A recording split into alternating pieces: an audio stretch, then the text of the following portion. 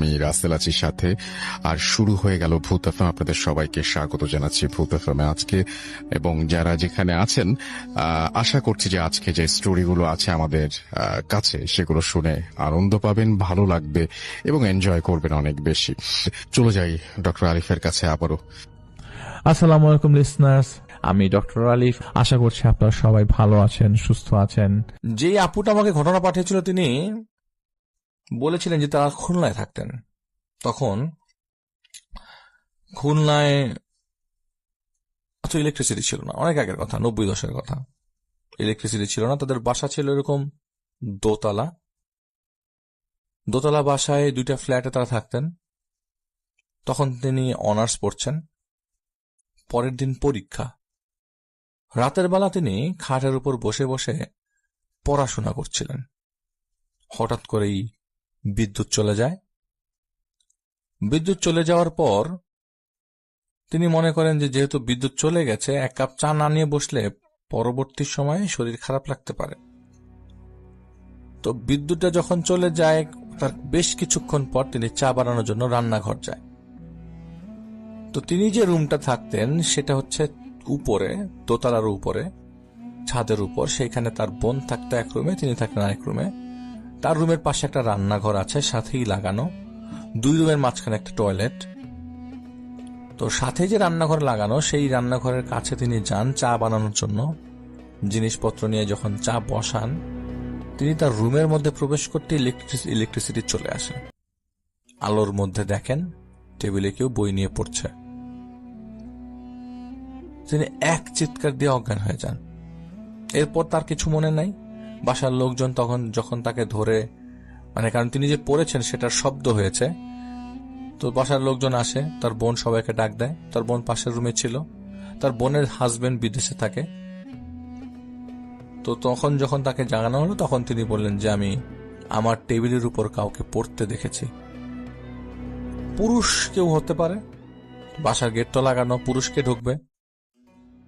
পুরুষের ন্যায় কেউ উল্টো হয়ে পিঠ দেখিয়ে তার টেবিলের উপর মধ্যে পড়ছে। তিনি তেমন টেবিলে পড়েন না, কিন্তু সেই মানুষটা টেবিলে পড়ছিল। তিনি এক চিৎকার দেন, অজ্ঞান। পরে তাকে জ্ঞান ফেরানো হয়। তো প্রথমে বুঝতে পারেননি, হয়তো মনে করেছে পড়াশোনার এক্সট্রা চাপে, প্রেসারে হয়তো তার এরকম লাগতে পারে, হ্যালোসিনেট করতে পারে, দেখতে পারে এই সমস্যা। তখনকার দিনে তো অনেক আগের কথা, আশেপাশে সবই টিনের বাড়ি, টিনের বাড়িঘর, বাসার মধ্যে একতলা বাড়ি, কিন্তু ওনাদের বাড়িটা ছিল 2.5 তলা। তো এর কিছুদিন পর পরীক্ষা ছিল না, বই পড়ছিলেন, উপন্যাসের বই পড়ছিলেন রাতের বেলা। রাত 2টা-2.5টা বাজে। তার রাতের বেলা জেগে থেকে পড়ার অভ্যাস ছিল। তো এখনকার সময়, তখনকার দিনে এইসব সোশ্যাল সাইট ছিল না। মানুষজন রাতের বেলা যদি জাগতেন তাহলে বই পড়ার জন্য জাগতেন, অথবা আড্ডা দেওয়ার জন্য জাগতেন, অথবা ঘুমাতেন। মানুষের রাতের বেলা বিটিভিও বন্ধ হয়ে যেত রাতে 12টার দিকে। তখন একমাত্র ভরসা ওটাই ছিল। তো যাই হোক, উনি রাতের বেলা যখন বই পড়ছিলেন, তখন হঠাৎ করে তার মনে হলো উপর সিলিং থেকে কিছু একটা লিকিং হয়েছে বা কিছু একটা পড়ছে তার শরীরের উপর। তিনি উপরে তাকিয়ে দেখেন সিলিং থেকে টপ টপ করে রক্ত পড়ছে। তার বইয়ের মধ্যে রক্ত পড়ে বইটা ভিজে গেছে, তার শরীরের উপর রক্ত পড়ছে। তার মনে হচ্ছে সিলিং এর উপর থেকে কেউ তার দিকে তাকিয়ে আছে। তিনি চিৎকার চেঁচামেচি শুরু করেন। তার বোন আসে আগে। বোন এসে ডাকতে থাকে, কি হয়েছে তোর? আপা দেখো আমার সারা মুখে রক্ত, কিন্তু কেউ রক্ত দেখতে পাচ্ছে না। নিচের থেকে বাবা মা আসে, ডেকে নিয়ে আসা হয়। ওনার ভাই থাকে পাশের ফ্ল্যাটে, তাকেও ডেকে নিয়ে আসা হয়। আসার পর দেখে যে ওনার মুখ ভর্তি রক্ত। এটা উনি বলছেন, কিন্তু ওনারা দেখছেন না। তখন ওর মনে করে যে মেয়ের আবার কোনো সমস্যা নাকি, পাগল হয়ে যাচ্ছে কিনা। তো তারা আপুকে নিয়ে ডাক্তার কাছে যায়। Doctor psychiatrist. মানুষের মাইন্ড পড়ার জন্য সব সাইকিয়াট্রিস্ট কিন্তু জিনের চিকিৎসা করতে পারে না, সমস্যা চিকিৎসা করতে পারে না। তারা মনে করে ঘুম হচ্ছে না, হ্যালুসিনেট হচ্ছে, অথবা পেশেন্ট ডিমেনশিয়াতে ভুগছে, স্কিজোফ্রেনিয়া হচ্ছে। তারা রোগ নির্ণয়ের ভূমিকা ডিফারেন্ট ভাবেই করে। আমি বলছি না যে করতে পারে না, তবে নির্ণয়টা সবসময় সঠিক হয় না। তারা ওই সময়গুলোতে ওই ঘুমের ওষুধ দিয়েই সবকিছু চালিয়ে দিত। তো তাকে ঘুমের ওষুধ দেওয়া হয়, কয়েকদিন ভালো ছিল। তিনি ঘুমের ওষুধ খাওয়ার পর কোনো প্রবলেম হচ্ছিল না। একদিন তার বোন চলে যায় হচ্ছে ঢাকার বাইরে। তো তিনি এরকম রাতের বেলা পড়াশোনা করছিলেন অথবা বই পড়ছিলেন।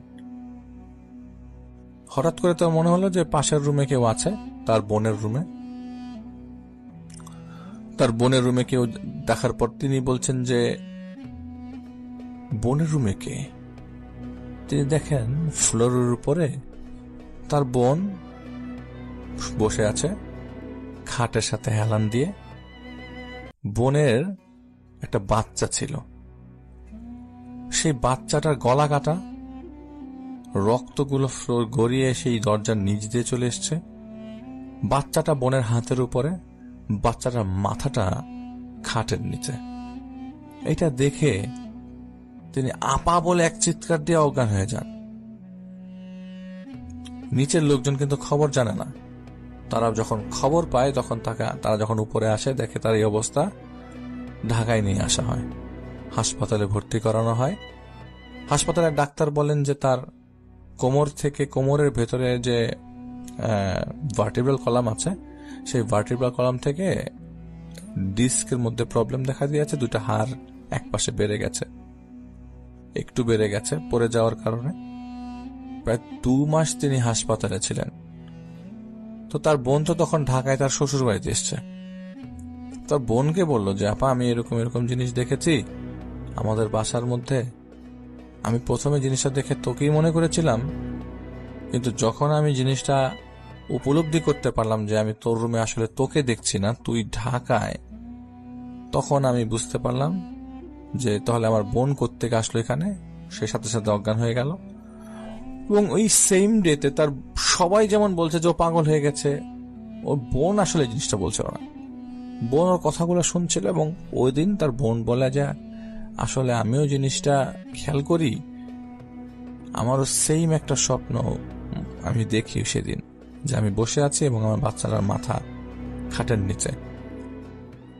তো সবাইকে জিনিসগুলা খুব কষ্টেই জানানো হয়। আসলে কেউ বিশ্বাস করতে চায় না, বিশ্বাস করার মতো অবস্থা না, কারণ কেউ তো জিনিসগুলো ফেস করছে না। তো এরই মাঝে তাকে বাসায় নিয়ে আসা হয়। 3 মাস পরে সবকিছু ঠিক মতোই চলছিল। তিনি বেড রেস্টে ছিলেন, তার বোন তার সাথে থাকতো। তিনি আর একা ঘুমাতেন না, তার বোনের সাথে ঘুমাতেন। সবকিছুই মোটামুটি একটা সলিউশনের পর্যায়ে চলে আসছে বা সর্ট আউট করে ফেলেছিল। এমন সময় তাদের বাসার নিচে একটা জোরে চিৎকার, প্রচন্ড চিৎকার, চেঁচামেচি। এখন মনে হচ্ছে যে বাসার নিচে ডাকাতি হয়েছে। তো ডাকাতির সেই চিন্তা করে তারা যখন একটু আগিয়ে উকি মারতে যায় সিঁড়ির কামরা থেকে, কি হয়েছে, তখন তার বাবা বলে তুই ঠিক আছিস নাকি? বলে হ্যাঁ আমি ঠিক আছি। বলে ঠিক আছে, যে দেখি নিচে কি অবস্থা, কি হয়েছে। তো নিচে তাদের বাসার নিচে ডান পাশের ফ্ল্যাটে একটা ভাড়াটিয়া থাকতো। সেই ভাড়াটিয়ার কোনো সন্তান তাদের সাথে থাকতো না, দূরে থাকতো অথবা দেশের বাইরে থাকতো, কোনো কিছু একটা হবে। সেই সন্তান যেহেতু ওনারা একা থাকতো, চিৎকার চেঁচামেচি শুনে নিচে যাওয়ার পর দেখে যে আন্টিটা, সেই আন্টিটা রান্নাঘরের সামনে কান্না করছে। বলেছে যে রান্নাঘর থেকে তার হাজবেন্ডের ডেড বডিটা তার সামনে, সেটা স্ট্রেচ করে রান্নাঘরে নিয়ে আসা হয়েছে এবং পুরোটা বাসাটার মধ্যে রক্ত ভরা। তিনি বলেছেন যে হঠাৎ করে তার হাজবেন্ডের গলাটা পড়ে যায় হচ্ছে তাদের রুমের মধ্যে, সেই তাদের বেডরুমের মধ্যে সেই হাজবেন্ডের গলাটা পড়া এবং বডিটা স্ট্রেচ করে নিয়ে এসেছে কেউ, যেটা ওনার নিজের চোখের সামনে ঘটেছে। যে একটা মানুষের গলা এভাবে পড়ে যেতে পারে হঠাৎ করে, মনে হচ্ছে যে কেউ কোপ দিল। কোপটা খুব ধারালো কোপ, চারিপাশে রক্ত ছিটকে আছে দেয়ালের মধ্যে। পুলিশ আসলো, পুলিশ লাশ নিয়ে গেল, ওনাকে জিডি করলো, কিন্তু জেরা করে কি পাচ্ছে? কোনো আউটকাম তো নাই, কারণ উনি তো কিছু করেন নাই। কোনো ধারালো ছুরি, ব্লেড বা চা পাতি কিছুই পাওয়া যায় নাই, যে ওনাকে যে মেরেছে বা ওনাকে কিভাবে সম্ভব হলো। তো এইটা ছিল অনেকটা ওই আপুটার দেখা কন্ডিশনটার মতো, অনেকটা সাজানো, একদম গোছানো, একটার সাথে একটা ম্যাচ করছিল। তো আপুর এই কন্ডিশনটা দেখে সবাই যখন চিন্তা করলো যে উনি যা দেখেছে সেটাই নিচে ঘটেছে, ওনাকে বিদেশে পাঠিয়ে দেওয়া হলো। পরে ওনার বিয়ে হয়ে যায়, বিয়ে হয়ে যাওয়ার পর উনি চলে যান বাংলাদেশের বাইরে। বাংলাদেশের বাইরে চলে যাওয়ার পরে জানতে পারেন যে সেই লোকটাকে ব্ল্যাক ম্যাজিক বিদেশ থেকে করা হয়েছিল, ইন্ডিয়া থেকে। যেহেতু খুবই কাছাকাছি ইন্ডিয়া থেকে খুলনা, ওই খুলনা থেকে ইন্ডিয়া খুবই কাছাকাছি, ইন্ডিয়ারই কোনো একটা জনৈক কালো জাদুকর তিনি কাজটা করেছিলেন, সেই আপু তখন জানতে পারে এবং পরবর্তী সময় তো বহুদিন পার হয়ে যাওয়ার পরে তিনি আমাকে ঘটনাটা শেয়ার করেন। বাংলাদেশের বাইরে যাওয়ার পর থেকে তার কোনো প্রবলেম হয়নি। তো এটা উনি বলেছেন যেটা আমার নিজের সাথে চাক্ষুষ ঘটনা, দেখা ঘটনা। আমাদের বাসার নিচেই ব্ল্যাক ম্যাজিকের শেখার একজন বয়স্ক লোক, তার ঘটনার সাথে আমার ঘটনা, যেটা আমি আরো 3-4 মাস আগে দেখি। তো আপুর ঘটনাটা আমি খুবই পছন্দ করেছিলাম, ওটা ওয়ান অফ মাই ফেভারিট একটা ঘটনা, আপনাদের সাথে শেয়ার করলাম। আপনারা সবাই রেফায়েত ভাইয়ের কথা মনে আছে আপনাদের সবার, তাই না? রেফায়েত ভাই মনে আছে আপনার? সে রেফায়েত ভাইয়ের দুর্ভিক্ষের কথা তিনি মনে বলেছিলেন।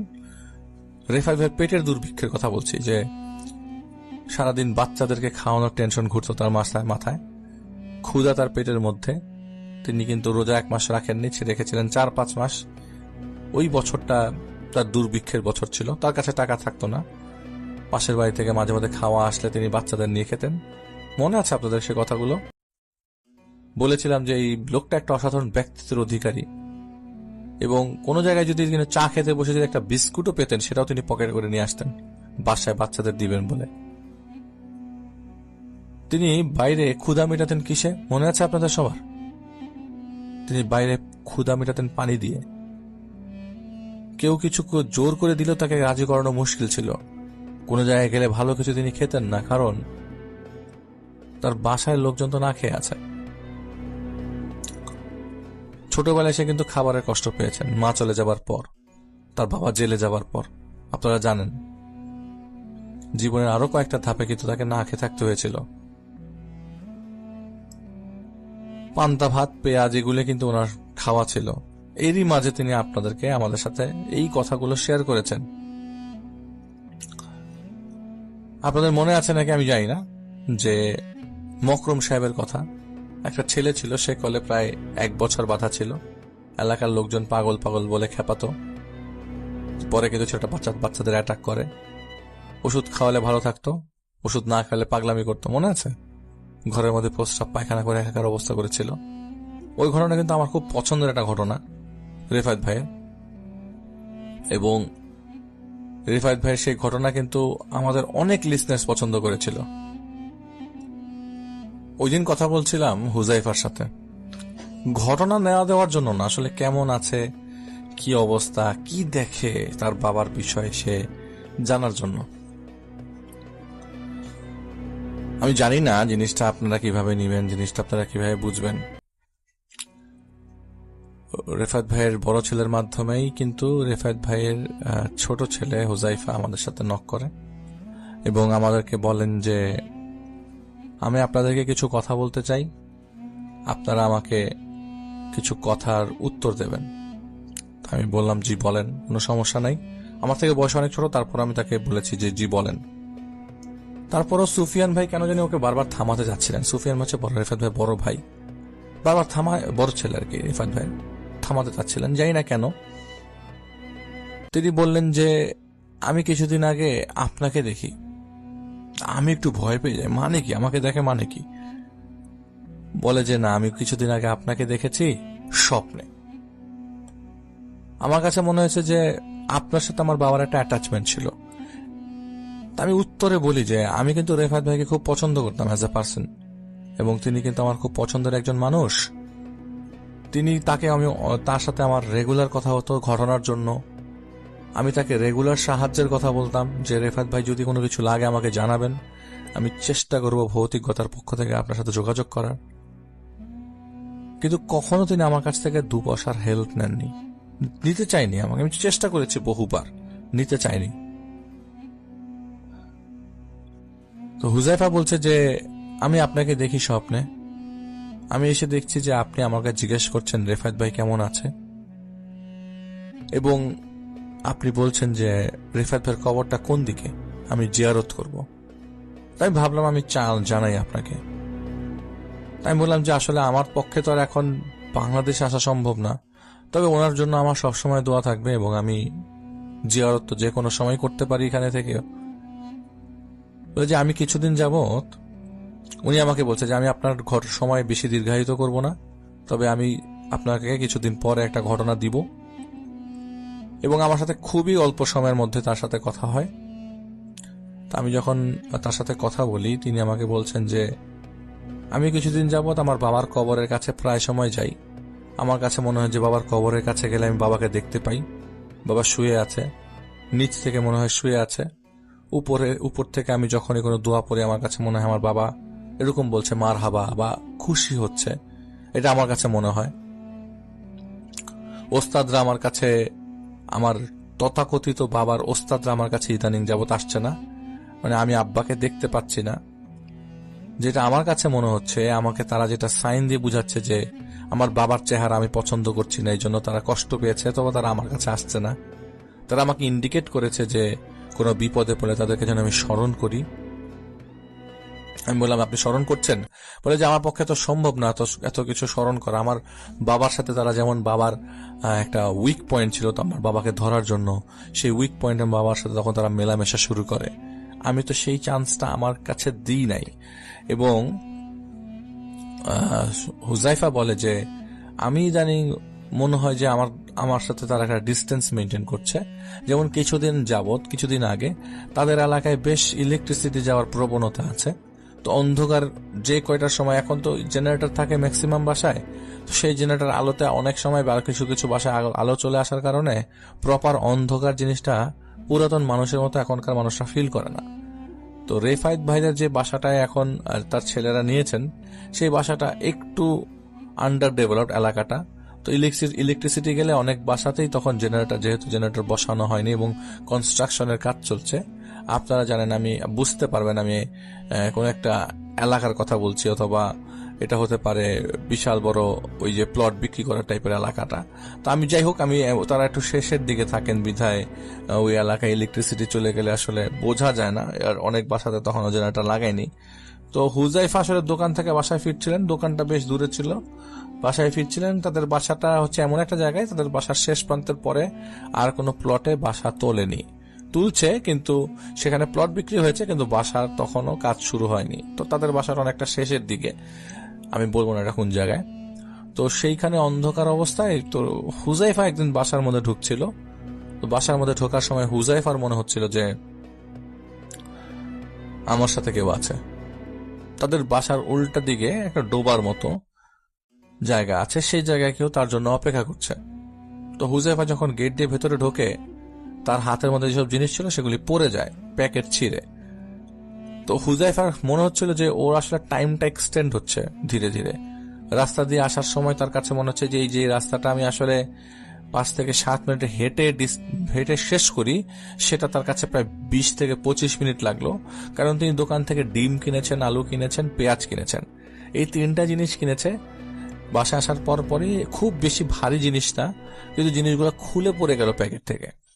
তিনি যখন প্যাকেট থেকে জিনিসগুলো খুলছেন, তখন তার কাছে মনে হলো দূর থেকে কেউ তাকে ইশারা করছে, তার সাথে কথা বলতে চায়। এই কে, কোথার থেকে এসছে, এটার ব্যাপারে কোনো আইডিয়া হুজাইফার নাই। ইদানিং যাবৎ হুজাইফা যখন দেখতো তার বাবাকে, এটা বুঝাই যাচ্ছিল যে তার আব্বা যে রেফায়েত ভাই তিনি যে আসতেন, সেটা রেফায়েত ভাই না, রেফায়েত ভাইয়ের মায়া নিয়ে ওস্তাদরা তার সামনে আসতেন, রেফায়েত ভাইয়ের চেহারা নিয়ে। তো এর মধ্যে যিনি ওইখানে আছেন, যিনি হেড, তিনি রেফায়েত ভাইয়ের চেহারা নিয়েই মোস্টলি আসেন। তো সেখানে যে একটা মানুষের ন্যায় অবয়ব, তাকে যখন ইশারা করলো যে আমার কাছে আসো, দুটো কথা আছে, অন্ধকারের সে হালকা আলোতেই ডিবডিবি আলোতে বোঝা গেল চাঁদের আলো পড়েছে, যে সেখানে যাওয়া দরকার। খুব বেশি দিন আগের না, এই ঝড় বৃষ্টির কিছুদিন আগে। তো উনি যখন তার সামনে গেলেন, তখন বলছে যে উপরে যে আকাশের চাঁদ দেখতে পাচ্ছেন, এটা আকাশের চাঁদ না, আকাশ পুরো মেঘ, এইখানে আমি একটা হালকা আলোর সৃষ্টি করেছি। হুজাইফা যখন জিজ্ঞেস করছে আপনি এত পাওয়ারফুল, আপনি হালকা আলোর সৃষ্টি করতে পারলেন? সে বলল যে হ্যাঁ, আমি অনেক পাওয়ারফুল, আমি অনেক কিছু করতে পারি। আমি এখনো তোমাদের সামনে আসিনি, তোমার ওস্তাদদের কাছে যাইনি। বলে যে আমার তো কোনো ওস্তাদ নাই। বলে তোমার বাবার ছিল, তোমার বাবার সাথে আমার অনেকদিন আগের পরিচয়, কখনো তোমার সাথে আমার দেখা হয় নাই, কথা হয় নাই। আমার নাম তোমার বাবা জানতেন, তাই আমি তোমাকে আমার নাম বলবো না। বলে যে আপনি আমার বাবার কাছেই তাহলে যান, আপনি যদি জানেন আমার বাবা কোথায়, আপনি আমার কাছে কেন আসছেন? আমার আব্বা আপনার নাম জানতো, আমি জানবো না? হুজাইফার এই সাহসী উত্তর তাকে খুব অ্যামেজ করে। হুজাইফা কিন্তু বেশ ভয় পাচ্ছিল ইদানিং যাবৎ। তো আমি যেটা হুজাইফার কথাবার্তা শুনে বুঝতে পারলাম যে সেই জিনিসগুলো মানিয়ে নিচ্ছে। হুজাইফা আগাচ্ছে না, কিন্তু সে মানিয়ে নিচ্ছে। সেই লোকটা বলল যে দেখো আমি চলে যাব, তোমাকে যা এতটুকু বললাম যে তুমি কিন্তু যাবতীয় জিনিস দেখতে পাও, এটা আমাদের জন্য একটা পজিটিভ সাইড যে আমরা তোমার সাথে কন্ট্যাক্ট আসতে পারি। যদি মনে করো যে মানব কুলের কাউকে হেল্প করবা, সাহায্য করবা, বিপদ থেকে উদ্ধার করবা, আমাকে জানাবা। বলে যে দেখেন, মানব কুলের কাউকে সাহায্য করার ইচ্ছা আমার নাই, এবং আমাকে কেউ সাহায্য করে 2 পয়সার খাওয়া খাওয়ায় না। হুজাইফা বাচ্চা মানুষ যেভাবে উত্তর দিয়েছে, বাচ্চারা যেভাবে উত্তর দেয় ঠিক সেভাবে উত্তর দিয়েছে। সেই অবয়বটা বলল যে আমি চলে যাব এখন, আমি যখন আসব আমি চাই যে তুমি আমাকে তোমার পাশে ভিড়তে দিবে, পছন্দ করবে।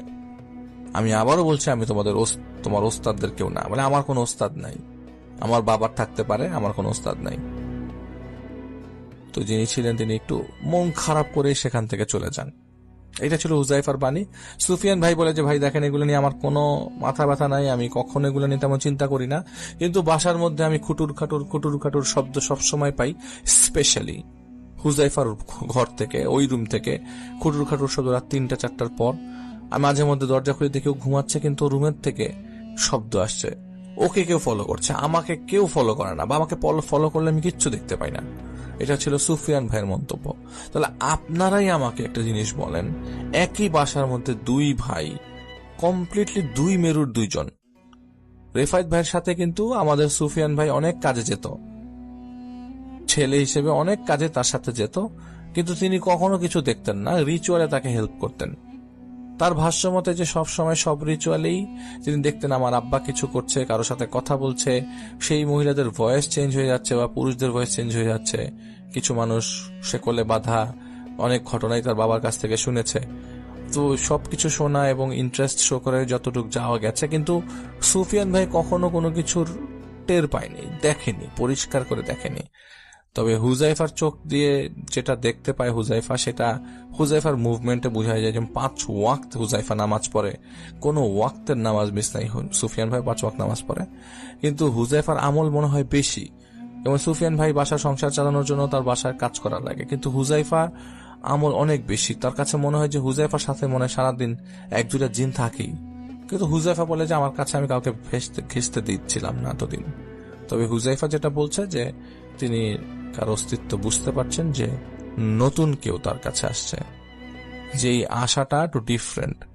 হুজাইফা যখন মাঝে মধ্যে ছাদে যায়, হুজাইফার মনে হয় যে তার সাথে একই সাথে কেউ হাঁটছে। হুজাইফা বলে যে হতে পারে এটা আমার কারেন জিন, কিন্তু কারেন জিন এইভাবে হাঁটবে, মাঝে মধ্যে মনে হচ্ছে যে আমার ঘাড়ে কেউ হাত রেখে বন্ধুদের মতো যেভাবে হাঁটে সেভাবে কেউ হাঁটছে, বা কেউ তাকে ফলো করছে। বা ছাদের উপরে, তাদের বাসা 5 তলা, তো ছাদের উপরে যে পানির ট্যাঙ্ক আছে, সেই ট্যাঙ্কের উপরে দাঁড়িয়ে আছে কেউ, খুব কড়া নজরে রাখছে হুজাইফাকে। এটা হুজাইফা বলে। তবে হুজাইফার কিছু জিনিস পরিষ্কার, যে হুজাইফা যদি পড়াশোনা করতে বসে বা কোনো কিছু পড়তে যায়, তাকে কেউ ডিস্টার্ব করলে হুজাইফার সাথে সাথে সে আমলগুলো করতে পারে। সেটা আমি কথা শুনে বুঝতে পারলাম। সে অনেক ঘাটাঘাটি করছে। কিছু মানুষের শরণাপন্ন অবশ্যই হয়েছে। এর মধ্যে একজন মানুষ হচ্ছে মাওলানা আব্দুর রবের সাথে হুজাইফা শরণাপন্ন হয়েছে। তো এই জিনিসগুলো অনেকটা একটার সাথে কানেক্টেড। এখন যেটা করব সেটা হচ্ছে সরাসরি চলে যাব আমরা আমাদের প্রথম অতিথি হিসেবে আছেন আজকে আফনান ভাই, তার কাছে চলে যাব এবং তার কাছ থেকে একটা ঘটনা শুনে আসবো। আশা করছি যে এই ঘটনাটা আপনাদের অনেক বেশি ভালো লাগবে। চলুন শুরুতেই চলে যায় আফনান ভাইয়ের কাছে। প্রিয় লিসেনার্স, মামুন ভাই একজন রেমিটেন্স যোদ্ধা, অনেকদিন ধরে মালয়েশিয়াতে রয়েছেন। কাজের ফাঁকে ফাঁকে আপনাদের হর ওয়ার্ল্ড শোনেন আর আমাদেরকেও ঘটনা পাঠানোর চেষ্টা করেন। চলুন শুনে আসি ওনার এই ঘটনাটি। উনি এই ঘটনাটি বছরখানেক আগে সংগ্রহ করেছিলেন ওনার এক প্রতিবেশী এক কাকার কাছ থেকে। ওই কাকার নিজের সাথে ঘটে গিয়েছিল ঘটনাটি এবং ওনার পরিবারও এই ঘটনার সাফারার। আর যেই ব্যক্তিটি মূলত এই ঘটনাটির সাফারার এবং তার পরিবার, তার নাম হচ্ছে আসাদ মিয়া। বর্তমানে ওনার বয়স প্রায় 50-এর কাছাকাছি। উনি কিন্তু অনেক গরিব। ওনাদের এই গ্রামে যদি গরিব পরিবার গণনা করা হয় তাহলে 5 জনের মধ্যে তিনি একজন। উনি আগেও রিক্সা চালাতেন, এখনো চালান। তো ঘটনাটি ঘটেছিল 2007 সালের ফেব্রুয়ারি মাসের কোন একদিন, নির্দিষ্ট করে ওই দিনটা মনে রাখতে পারেননি, কিন্তু ফেব্রুয়ারি মাসের কোন একটা সময় এটা মনে রাখতে পেরেছেন, কোন একটা ঘটনার প্রেক্ষাপটে আর কি। তো ওনাদের এই গ্রামে দুটো মানে পরপর গ্রাম রয়েছে। তো 2 গ্রাম পরে রয়েছে একটি মাজার। আর মূলত এই আসাদ মিয়ার গ্রাম থেকে মাজারের দূরত্ব 3.5 কিলোমিটার। সঙ্গত কারণে মাজারের নামটি বলা যাচ্ছে না। তো মূলত এটি নরসিংদী জেলার রায়পুরার পিরিচকান্দি গ্রামের ঘটনা। তো এই যে দুটো গ্রাম, ওই গ্রাম থেকে যদি ওই মাজারে যেতে হয় তাহলে একটি মাত্র রাস্তা রয়েছে। সবাই এই রাস্তাতে দিয়েই চলাফেরা করে। ওই মাজারে যেতে হলে ছোট ছোট 3টি ব্রিজ পড়ে এবং একটি 3 রাস্তার মোড় পড়ে। মূলত এই ঘটনাটি ওই 3 রাস্তার মোড়কে কেন্দ্র করে। 2টি গ্রাম আর মাজারের এই সংযোগ রাস্তাটির নাম হচ্ছে রাধানগরের মোড়। এই 3 রাস্তার মোড়টি নাকি অনেক ভয়ঙ্কর। 3 রাস্তার এক পাশে রয়েছে 3টি বড় তাল গাছ, এক পাশে একটি শ্মশান, আর তার একটু পাশে রয়েছে একটি উঁচু ব্রিজ। এদিক দিয়ে পারতপক্ষে লোকজন দরকার ছাড়া চলাচল করে না। মানে কেউ যে বিকেল বেলা এসে হাওয়া খাবে বিষয়টা এরকম না, শুধু আসা যাওয়ার দরকারই এই জায়গাগুলো ব্যবহৃত হয়। তো আমরা ঘটনায় আসি। তো ঘটনাটি যেদিন ঘটে ওই দিন এই যে আসাদ মিয়া, তো উনি বলছেন যে ওই সময়ে ওই যে মাজার রয়েছে ওই মাজারে বাৎসরিক ওরস হচ্ছিল। টানা কয়েকদিন ধরে ওই ওরস চলে। ওরসে গান বাজনা এসব উদ্ভট জিনিসও সেখানে হয় আর কি। তো ওই আসাদ কাকা উনি এবং ওনার 3-4 জন বন্ধু মিলে পরিকল্পনা করেছেন যে বিকেলের দিকে ওই মাজারের ওই ওরসে যাবেন। তো কথা অনুযায়ী সবাই বিকেলের দিকে সেখানে চলেও যান। সন্ধ্যা হয় ভাব, মাগরিবের আজান তখনও দেননি।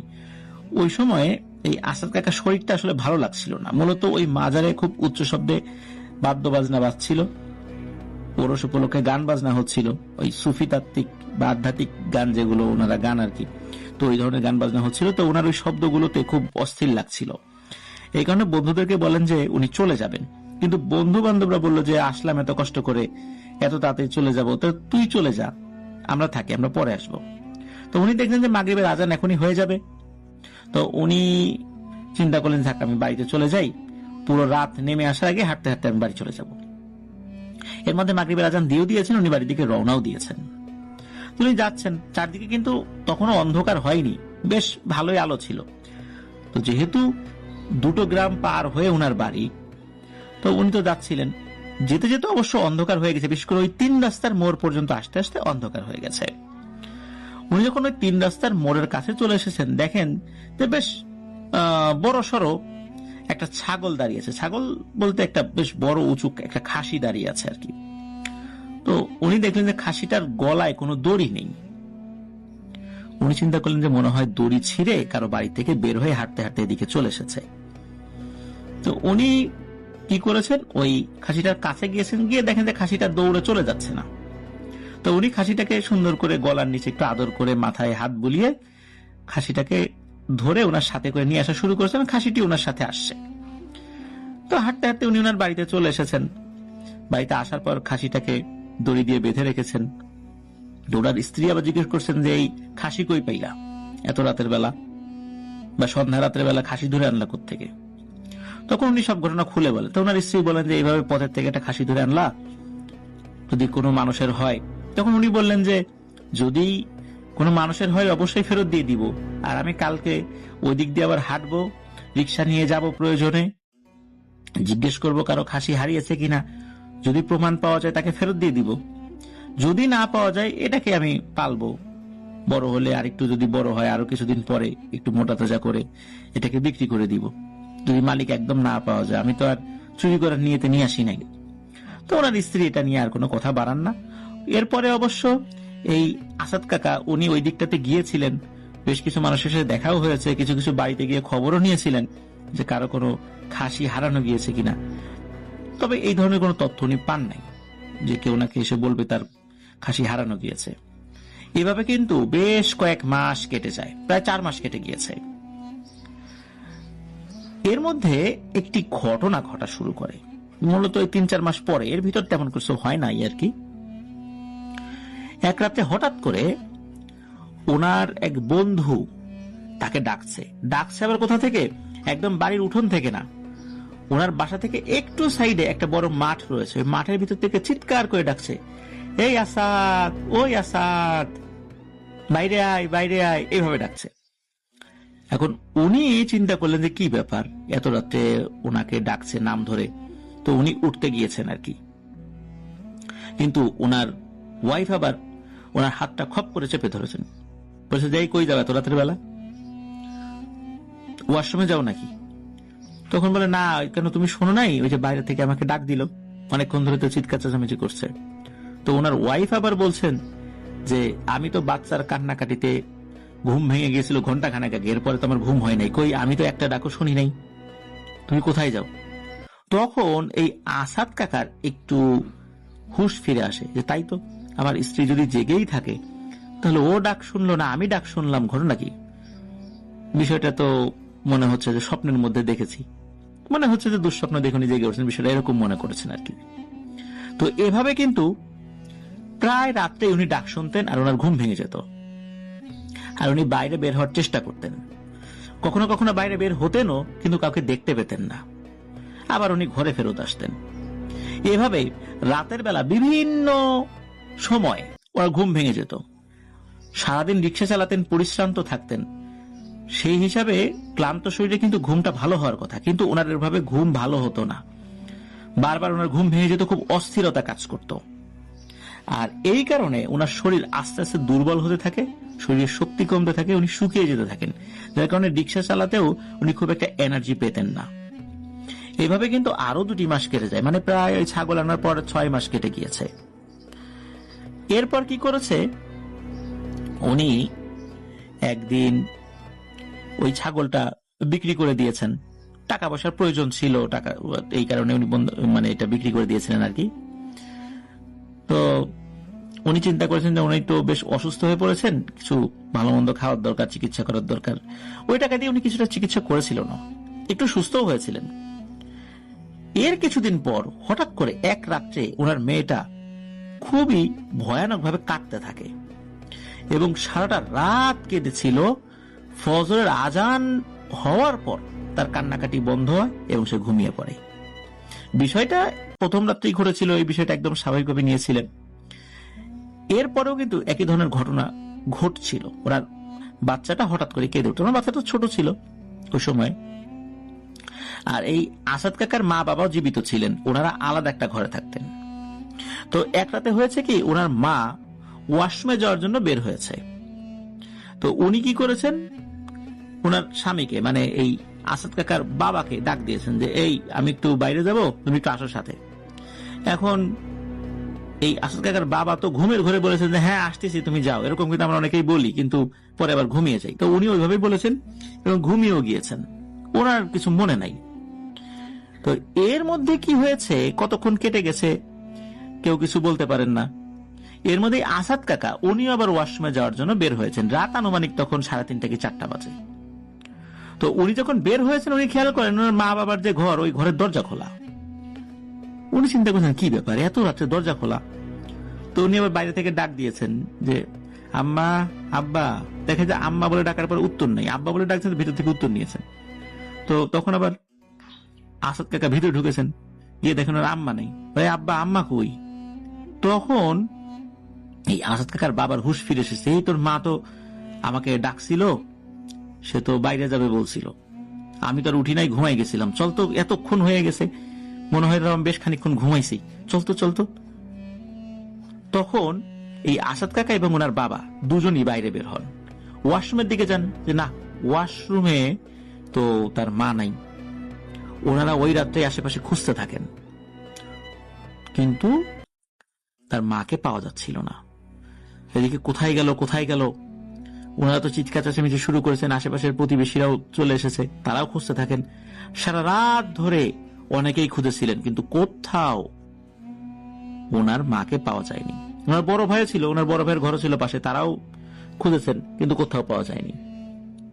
সকালবেলা ওনাদেরই একজন প্রতিবেশী, ওনাদের বাড়ির পশ্চিম পাশে মাঠের একটা মাঠ রয়েছে, ওই মাঠ থেকে মূলত ডাক আসতো, ওই যে আস্তে কাকে ডাকতো। ওই পশ্চিম পাশের মাঠের পরে আর একটা পুকুর রয়েছে, ওই পুকুরের ভেতর, কাদার ভেতরে এই আসাদ কাকার মাকে মৃত অবস্থায় পাওয়া যায়। যে মাথা নিচ দিকে মানে গাড়া ছিল, পা উপর দিকে, বিষয়টা এরকম না, মানে ওই কাদার মধ্যে মৃত অবস্থায় পড়েছিল, শোয়ানো ছিল। ওই পুকুরটাতে কিন্তু বহুদিন যাবত কোনো মাছ চাষ হতো না। ওই পুকুরটাতে নাকি একদিন হঠাৎ করেই পানি শুকিয়ে গেছে, ভরা পুকুর কিন্তু পানি শুকিয়ে গেছে। এরপরে আবার পানি হয়েছে, কিন্তু আজ অবধি ওখানে নাকি কোনো মাছ চাষ হয় না। এই পুকুরটিকে নিয়ে নাকি অনেক ভৌতিক ঘটনা রয়েছে, পরে একটা সময় উনি শেয়ার করবেন বলেছেন। তো যাই হোক,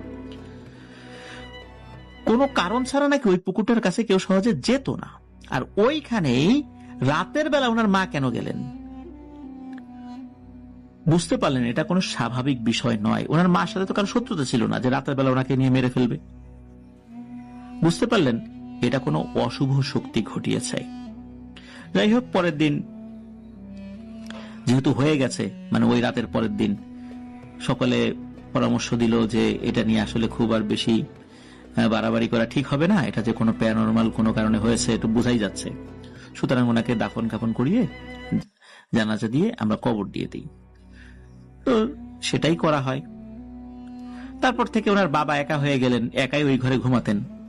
ওনার মা মারা যাওয়ার ঠিক ৪৫ দিনের মাথায় সকালবেলা যখন এই আসাদ কাকা কোনো সারা শব্দ না পেয়ে ডাকতে গিয়েছেন, তো গিয়ে দেখেন যে দরজা ভেতর থেকে বন্ধ, ধাক্কাধাক্কি করছেন, দরজা ভেঙে ভিতর ঢুকে দেখেন যে ওনার বাবা ঘরের মেঝেতে পড়ে আছে মৃত অবস্থায়। কি কারণে উনি মারা গিয়েছেন এই বিষয়ে কোনো কিছু জানা যায় না বা বুঝতেও পারেননি। হয়তোবা স্ট্রোক করেছিলেন, এরকমই চিন্তা করা হয়। ওনার বাবাকেও গোসল করিয়ে জানাজা দিয়ে কবরস্থ করা হয়। তখনও কিন্তু ওনারা বুঝতে পারেননি কেন, কি কারণে, কোন অপরাধে এটা হচ্ছে। এর বেশ কয়েকদিন পর ওনার মা এবং বাবার জন্য বাড়িতে দোয়ার আয়োজন করা হয়, গরিব দুঃখীকে সাধ্য অনুযায়ী ওনারা খাইয়েছেন। ওই রাত্রেই এই আসাদ কাকাকে ওই যে পশ্চিম পাশের ওই মাঠের ওই জায়গা থেকে একটা ডাক আসে, কিন্তু এইবার আর তার বন্ধুদের কোনো কণ্ঠের ডাক ছিল না, এবার ছিল তার বাবার কণ্ঠের ডাক। তো উনিও এই ডাক শুনে মন্ত্রমুগ্ধের মতো ঘর থেকে বেরিয়ে পড়েন। ওনার স্ত্রী কিন্তু তখনও টের পান নাই। আর স্বামীর এই ধরনের ঘুম ভেঙে যাওয়া, উঠে বাইরে যাওয়া, এই সমস্ত বিষয় মাস খানেক ধরে দেখতে দেখতে ওনার ঘুমও পাতলা হয়ে গিয়েছিল। এই জন্য ওনার স্বামী বিছানা থেকে নামলে উনি টের পেয়ে যেতেন। কিন্তু ওই সময় কোনো কারণে ওনার ঘুমটা হয়তো একটু গভীরে চলে গিয়েছিল, যার উনি টের পান নাই। কিন্তু একটু পরে আবার উনি টের পেয়েছিলেন। তখন উনি দৌড়ে বাইরে বেরিয়েছেন, প্রথমে ওয়াশরুমের দিকে গিয়েছেন যে সে ওয়াশরুমে গিয়েছে কিনা, কিন্তু না, ওয়াশরুমে নাই। তাহলে কোথায় গেল? তখন উনি চিৎকার চেঁচামেচি শুরু করেছেন। এই আসাদ কাকার বড় ভাইয়ের যে ঘর, সেখানে গিয়ে ডাকাডাকি শুরু করেছেন। তার বড় ভাই এসেছে, ভাতিজা এসেছে। তখন এই আসাদ কাকার বড় ভাই, আসাদ কাকার ভাতিজা এবং আসাদ কাকার স্ত্রী তিনজন মিলে দ্রুত বের হয়েছেন। বের হয়েই দেখছেন যে ওই আসাদ কাকা ওই পুকুরের দিকটাতে চলে যাচ্ছে। উনি তো দৌড়ে গিয়ে তাকে ধরেছেন, দৌড়ে গিয়ে ধরেছেন। তখন উনি এলোমেলো অসংলগ্ন কথাবার্তা বলছিলেন। ওনাকে টেনে হিচড়ে নিয়ে ওনার বাবার যে রুমটা ছিল, ওনার বাবা মা যে রুমে ঘুমাতেন, তো ওই রুমটাতে ওনাকে আটকে রাখা হয়। তো সকালবেলা একজন হুজুরকে নিয়ে আসা হয়। তো ওই হুজুরটা নাকি খুব নাম করা একজন হুজুর ওনাদের এলাকার। তো ওনাকে নিয়ে আসার পর উনি ওনার মতো করে রুকিয়া করতে থাকেন। তো উনি নাকি কিছু দোয়া দুরুদ পরে ফু দেওয়ার পর এই আসাদ কাকা ঘুমিয়ে পর ওনার কিছু মনে নাই। তবে উনি যখন হুশে আসেন, মানে ওনার যখন ঘুম থেকে জাগ্রত অবস্থায় উনি চলে আসেন, তখন অন্যদের মাধ্যম দিয়ে শুনতে পেয়েছিলেন যে উনি কি বলেছিলেন। কিছুক্ষণ পরে নাকি ওনার শরীরে এক অশরীরী ভর করে। অশরীরী আসার পর ওই হুজুর জিজ্ঞেস করেন যে তুমি কে, কোথায় থাকো এবং একে কেন ধরলা? তখন ওই জিনিসটা বলে যে আমরা মোট 3 জন, আর এ তো খুব বড় ধরনের একটা অন্যায় করেছে। ওকে তো সুযোগ দেয়া হয়েছিল, কিন্তু ও সুযোগটা তো কাজে লাগায় নাই। তো কি অন্যায় করেছে?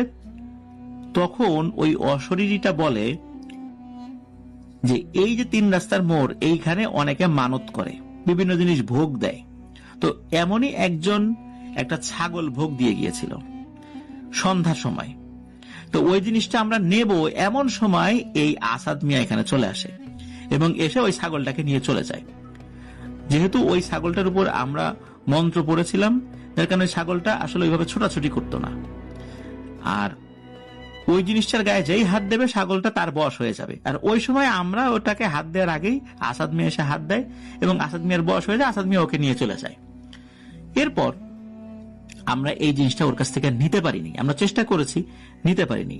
তো আমাদেরকে দেয়া জিনিস ও কেন নিল, এইটাই ওর অপরাধ। এই কারণে আমরা চেষ্টা করেছিলাম যে আসাদ মিয়াকেই নিয়ে যেতে, অনেক চেষ্টা করেছি, বিভিন্ন সময় পারি নাই। ওর বউ ওকে ধরে ফেলতো। যদি একবার ওই মাঠের ভিতর নিয়ে আসতে পারতাম তাহলে অনেক আগেই ওকে নিয়ে যেতাম। যেহেতু পারছিলাম না, আর আমার সাথে থাকা 2 জন ওরা খুব ক্ষিপ্ত হয়ে গিয়েছিল এত দেরি দেখে। এই কারণে ওদের 2 জন কিন্তু ওদের ভোগ ঠিকই নিয়ে গেছে। এখন আমি আমার ভোগ ছাড়া এখান থেকে যাব না। ওই হুজুর তো এই কথা শুনে বেশ বিচলিত হন যে ওরা ওদের ভোগ নিয়ে গেছে মানে? বলে হ্যাঁ, ওদের একজন ওর মাকে মেরে ফেলেছে, আর একজন ওর বাবাকে মেরে ফেলেছে। এই কারণে 2টা বলি কিন্তু ওরা নিয়ে চলে গেছে। এখন আমারটা বাকি, এখন আমি এই আসাদকে নিব।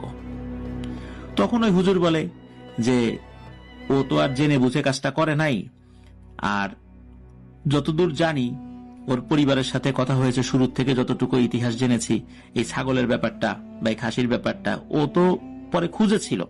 তখন ওই জিনটা বলে হ্যাঁ খুঁজেছিল, কারণ যে দিয়েছিল সে তো এই এলাকার না।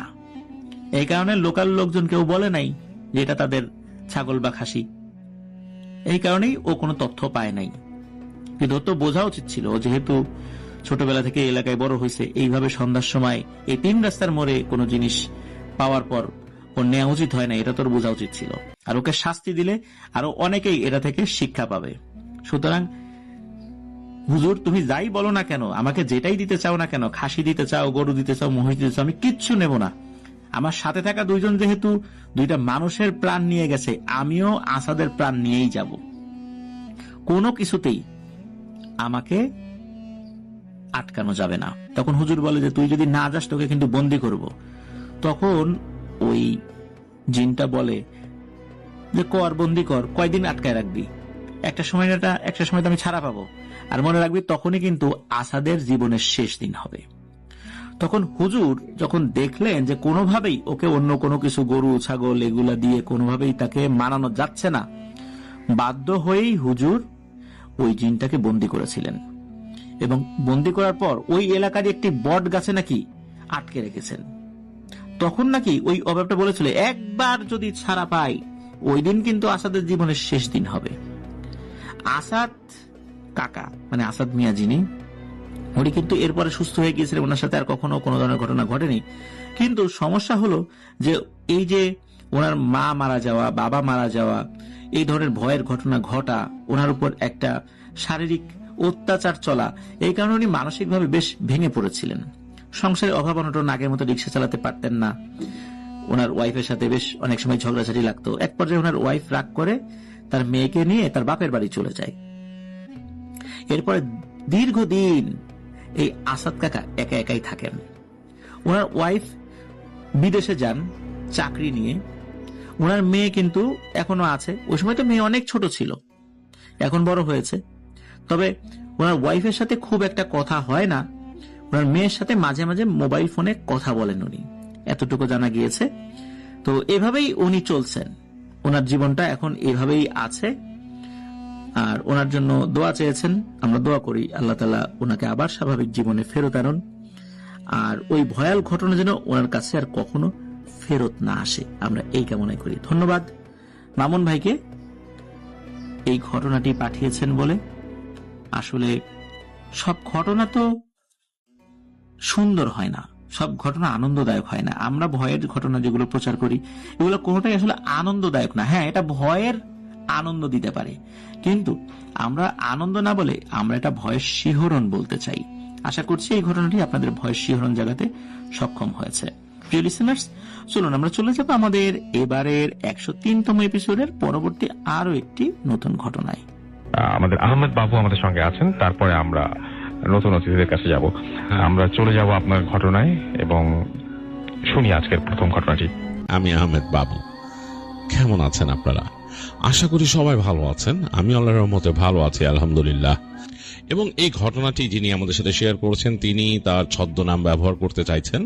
তিনি গত কয়েক মাসে অদ্ভুতুরের একজন ফ্যান হয়েছেন। তিনি বলেছেন যে তিনি অসম্ভব পছন্দ করেন অদ্ভুতুরেকে এবং তিনি অদ্ভুতুরে শুনে ঘুমান। তো যাই হোক, তিনি লিখেছেন যে তিনি নিয়মিত ঘটনা শেয়ার করতে চান। তিনি অনেক ঘটনা অলরেডি শুনেছেন মানুষের কাছে, সেগুলো শুধু সময় করে তাকে লিখতে হবে বা রেকর্ড করে পাঠাতে হবে। তো তিনি তার নিজের আসল নাম ব্যবহার করে ঘটনা শেয়ার করতে চাইছেন না, তিনি একটি ছদ্মনাম শেয়ার করেছেন, যেই নামটি তিনি বলেছেন ইউজ করতে, সেটা হচ্ছে মিস্টিক মিনা। তো যাই হোক, আমি মিস্টিক মিনার পক্ষ থেকেই ঘটনাটা শেয়ার করছি। তিনি জার্মানির মিউনিক থেকে শেয়ার করেছেন ঘটনাটি এবং তিনি সেখানকার একটি ঘটনা শেয়ার করেছেন। তো এটি দিয়ে আজকের প্রথম অদ্ভুতরে 300+1 এপিসোডটা শুরু করতে যাচ্ছি। মিনা যে প্রতিষ্ঠানটিতে চাকরি করেন সেটি মূলত একটা সিরামিক গুডস বেসড কোম্পানি। এখানে সিরামিকের বিভিন্ন আইটেম তারা ইম্পোর্ট করেন পৃথিবীর বিভিন্ন জায়গা থেকে এবং সেটা ডিস্ট্রিবিউট হয় থ্রু আউট দ্য ইউরোপ। তো যাই হোক, সেখানে এই প্রোডাক্টগুলো সুপারভিশনের দায়িত্বে থাকেন মিনা এবং তাকে ডেলিভারি এন্ড ডিসপ্যাচের সাথেও কানেক্টেড থাকতে হয়। যখন কাজ আসে তখন অনেক বিজি থাকে এবং যখন কাজ না থাকে তখন বেশ স্লো টাইম কাটায়। তো তখন তাদের বিভিন্ন কলিগদের সাথে গল্প হয়। তো এরকমই একটা সময় একবার জুলাই মাস, খুব বৃষ্টি হচ্ছে, প্রচন্ড বৃষ্টি বাইরে। তো সেই বৃষ্টির মধ্যে বসে আছে মিনা এবং তখন হঠাৎ করে তাদের একটা ডেলিভারি আসলো এবং সেই ডেলিভারিতে তাদের প্রোডাক্ট ঢুকলো। তো এই প্রোডাক্টগুলো ছিল বেশ কেয়ারফুলি হ্যান্ডেল করার প্রোডাক্ট এবং এগুলো ছিল আর্টিফ্যাক্ট, এগুলো সেন্ট্রাল এশিয়া থেকে আসছে। তো সেই যে ডেলিভারি পার্সন যিনি ছিলেন তিনি মিনাকে বললেন যে এগুলো খুব কেয়ারফুলি হ্যান্ডেল করতে হবে। আমার লোকরা তো নিচ্ছে এবং আপনাদের ওয়্যার হাউসের লোকরা যাতে কেয়ারফুল থাকে, আর আপনাদের এই জায়গাটা তো কোথায়, এই সাইডের এখানে। তো মিনা বললো যে আপনি কি আসেন নাই বা এর আগে কখন আমাদের এখানে? বলেন না। যাক, মিনা নিজে গিয়ে তাকে দেখাইলো ওয়্যার হাউসের কোথায়, ওইটা টেম্পারেচার কন্ট্রোল রুম যেখানে এইসব আর্টিফ্যাক্ট গুলো রাখা হয়। তো যাই হোক, সেখানে স্টোর করলো। তো রাখার পরে দেখা গেল যে যখন বেরোইতেছে ওই মূল যে ডেলিভারি পার্সন সে তার মনে হচ্ছে ঘাম ছুটে গেছে, এরকম মানে একটা অবস্থা। যদিও বাইরে বৃষ্টি হচ্ছে, টেম্পারেচার কাইন্ড অফ মাগি থাকলেও ইটস ওকে, বাট মিনার কাছে একটু লাগলো যে এই লোকটার ঘামতেছে কেন, এক্সেসিভ। তো মিনা তাকে জাস্ট ভদ্রতা করে জিজ্ঞেস করলো যে আপনার কি ঘাম বেশি হয় এরকম? তো বলতেছে যে না না, মানে বলতেছে Mina, are you all right, মানে আপনি কি অল রাইট, মানে ঠিক আছেন, এরকম ঘামতেছেন? তখন সে বলে যে না না ঠিক আছে, বাট আমি যখন এই আর্টিফ্যাক্ট হ্যান্ডেল করি আমার মাথা ঠিক থাকে না, মানে আমার কাছে মানে ভয় লাগে, অন্যরকম লাগে, আমার কিছু এক্সপিরিয়েন্স আছে এরকম যে উল্টাপাল্টা এক্সপিরিয়েন্স, এই কারণে আমি বেশ অন্যরকম টেন্স থাকি, কোনটা কি হয় না হয়। তো মিনা বলে যে কিরকম? তো লোকটা তখন বলে যে না, বললে অবিশ্বাস্য শোনাবে আর আপনি এটা বিশ্বাস করবেন কিনা তাও তো একটা ব্যাপার, যাক বাদ দেন ওইটা, ইটস ওকে, হ্যাঁ আমি it will be all right, আমি ঠিক হয়ে যাবো একটু পরে, আপনি আমার এই কাগজপত্রগুলো দেখে দেন। তো মিনা আর কিছু না বলে তার কাগজপত্র নেয় এবং তাদের যে এগুলো কাউন্টিং এন্ড এগুলো দেখার ব্যাপার স্যাপার ছিল, কোনো ড্যামেজ আছে কিনা, তাদের লোক সাথে ছিল এবং যেগুলো সব চেক এন্ড ক্রস ভেরিফিকেশন করে যখন নিয়ে আসে, তো যখন সাইন করতেছে তো মিনা তখন জিজ্ঞেস করে লোকটাকে যে মানে would you mind telling me about your experience, সেটা আমাকে বলেন যে আপনার এক্সপিরিয়েন্সটা কি ছিল, মানে আই গট কিউরিয়াস। মানে আমি কিউরিয়াস হয়ে গেছি ব্যাপারটা নিয়ে যে কিরকম এক্সপিরিয়েন্সের কথা আপনি বলতেছেন যে আর্টিফ্যাক্ট হ্যান্ডেল করতে গেলে। মানে মিনা আবার এই ধরনের জিনিসগুলো বেশ পছন্দ করে, একটু তার কাছে রহস্যের গন্ধ পাইছে এখানে। তো তখন সেই ট্রাকার, তার নাম ছিল গুন্থার, এবং গুন্থার তখন বলে যে আসলে ম্যাম আমরা তো এরকম অনেক কিছু হ্যান্ডেল করি, হ্যাঁ আমরা যেহেতু এই ডেলিভারি কোম্পানির সাথে আছি অনেক কিছু হ্যান্ডেল করতে হয়, তো এইখানে আমার কয়েকটাই এরকম বাজে এক্সপিরিয়েন্স আছে এটা নিয়ে। তো সবচেয়ে বড় বা সবচেয়ে ভয়ঙ্কর একটা এক্সপিরিয়েন্স যেটা হয়, তারপর থেকে আমি অনেকটাই এরকম হয়ে যাই, অনেকদিন এগুলাতে ছিলাম না, এই কাজে আমি ইনভলভ ছিলাম না। তো মিনা বলে যে বলতে পারেন স্টোরিটা, I can listen to you. তো তখন বেশ বৃষ্টি হচ্ছে তার অফিসের বাইরে। তো লোকটা বলে যে আচ্ছা ঠিক আছে। তো মিনা কফির কথা বলে, তো কফি খেতে খেতে তখন লোকটা বলে যে 2005 সালের কথা, আমার বয়স তখন কেবল 22 বছর, আমি একেবারেই যুবক, আর তখন আমি খুব নতুন এই ট্রাকিং এ ঢুকছি। মানে আমার এক্সপিরিয়েন্স শুধু আমাদের দেশের ভেতরেই, মানে আমাদের ল্যান্ডের ভেতরেই, এর বাইরের পার্শ্ববর্তী কোনো দেশে যাওয়া হয় নাই। তো অনেক সময় তো জানেন যে ডেলিভারি ব্যাপারগুলো আসে দূর থেকে আসতে হয়, অস্ট্রিয়ার থেকে আসে, চেক রিপাবলিক থেকে আসে। তো ওইসব জায়গা আমার কোনো যাওয়া হয়নি, এক্সপিরিয়েন্স নাই। তো ওই সময় প্রথম আমাকে আমার কোম্পানি অ্যাসাইন করলো একটা কাজ, সেটা হচ্ছে বোহেমিয়ার থেকে আমাকে ডেলিভারি নিয়ে আসতে হবে। অ্যান্ড যাওয়ার সময় আমার কোম্পানি আমাকে ওখান থেকে প্রোডাক্ট তুলে দিল ট্রাকে, এবং সবকিছু বলে দিল কিভাবে কি ইনস্ট্রাকশন। তা আমি সেইভাবে যাচ্ছি, সেই জায়গায় রওনা দিলাম বোহেমিয়ার উদ্দেশ্যে। আর বেশ ন্যাচারাল বিভিন্ন ল্যান্ডস্কেপের মধ্যে দিয়ে চলে গেলাম একসময় বোহেমিয়াতে। তো গিয়ে পৌঁছালাম, একটু ডিফারেন্ট, অন্য দেশ অ্যান্ড ডিফারেন্ট এনভায়রনমেন্ট সবকিছু। মানে বর্ডার ক্রস করে ওই পাশে যাওয়া মানে একটা অন্যরকম লাগে আর কি, আরেকটা দেশ, আরেক রকম মানুষ। যদিও তখন পর্যন্ত ল্যান্ডস্কেপ খুব একটা চেঞ্জ হয় না। যাই হোক, ঢোকার পর গেলাম, আমার কাছে অ্যাড্রেস ছিল, সেই অ্যাড্রেসে যেতে হবে, এবং ইনস্ট্রাকশন নিয়ে নিলাম ওদের কাছ থেকে। ওখান থেকে যখন গেলাম, গিয়ে আমার যে কনসাইনমেন্ট এখানে ছিল সেটা ড্রপ করলাম, করে তারপর সেখান থেকে জেনে নিলাম যে আমার যে পিক আপ আইডি, যেখান থেকে আমার নিতে হবে জিনিস, তো সেই অ্যাড্রেসটা ছিল কান্ট্রি সাইড বোহেমিয়াতে। মানে বোহেমিয়ার যেই জায়গাটাতে বেশ কান্ট্রি সাইড, মানে জনবসতি কম, এরকম একটা অ্যাড্রেস জায়গায় মোটামুটি আমাকে বুঝিয়ে দিল ওরা যে বেশ ঘোর পেঁচার রাস্তা ওখান দিয়ে। তো আমি রওনা দিলাম এবং এক সময় গিয়ে পৌঁছালাম সেখানে। অসাধারণ ওয়েদার, অসাধারণ দৃশ্য, মানে আমি ওই কান্ট্রি সাইডটা দেখে একেবারে বিমোহিত হয়ে গেলাম, মানে অন্যরকম লাগলো আমার কাছে। মানে তখন শীত আসতেছে আর কি, ঠান্ডা পড়তেছে বেশ, এত সুন্দর একটা ঘ্রাণ বাইরে, প্রকৃতির ঘ্রাণ, এবং আমার সবসময় নাকে লেগে থাকতো ট্রাকের ফিওলের ঘ্রাণ, মানে একটা কাইন্ড অফ লাইক ফিওলের মতো একটা ঘ্রাণ আমার নাকে লেগেই থাকতো, যেহেতু আমি একজন ট্রাকার। দুইটা মিলা একটা অন্যরকম লাগতেছে। যাই হোক, পৌঁছালাম যে যেখান থেকে আমি পিক আপ করবো, দেখলাম যে এটা একটা বিশাল অ্যাকচুয়ালি শেড, মানে বিশাল একটা শেড, এবং তার পাশে বিভিন্ন রকম ছোটখাটো ট্রাক রাখা, এবং বিশাল ফেন্সের ভেতরে। তা আমি গিয়ে যখন বললাম, আমাকে খুলে দিল ট্রাক ঢোকানোর জন্য, ঢুকলাম। তো ঢুকেই আমার কাছে বেশ একটা উৎকট গন্ধ নাকে লাগতেছিল, বেশ উৎকট গন্ধ, মানে কেমন জানি একটা গন্ধ, এবং এই গন্ধটা একসময় বেশ প্রকট হয়ে গেল আমি যখন ওই মূল যে শেডের কাছাকাছি আসলাম। ট্রাক পার্ক করে ট্রাক থেকে নেমে গন্ধটা আবার বাড়ি মারল নাকে, কারণ এতক্ষণ তো আমার জানালা উঠানো ছিল, তারপরে গন্ধ পাচ্ছিলাম, এখন গন্ধটা আরো প্রকট হয়ে গেল। তো আমি হেঁটে গেলাম, নাকটা চেপে ধরছি, নাক চেপে ধরে সামনে গেলাম, গিয়ে ওখানে দেখলাম যে ওখানকার মানুষ আমার হাতের আমার যে পেপার ধরাই দিলাম। তো ওরা দেখে বললো যে ওকে, ট্রাক ঘুরে আনো। তো আমি তাকে জিজ্ঞেস করলাম যে এটা কিসের কনসাইনমেন্ট। তো আমাকে লোকটা বললো যে, হেসে দিয়ে বললো, তুমি জানো না? বলে না। বলে এটা হচ্ছে bio fertiliser. So didn't you get the smell পাও নাই তুমি?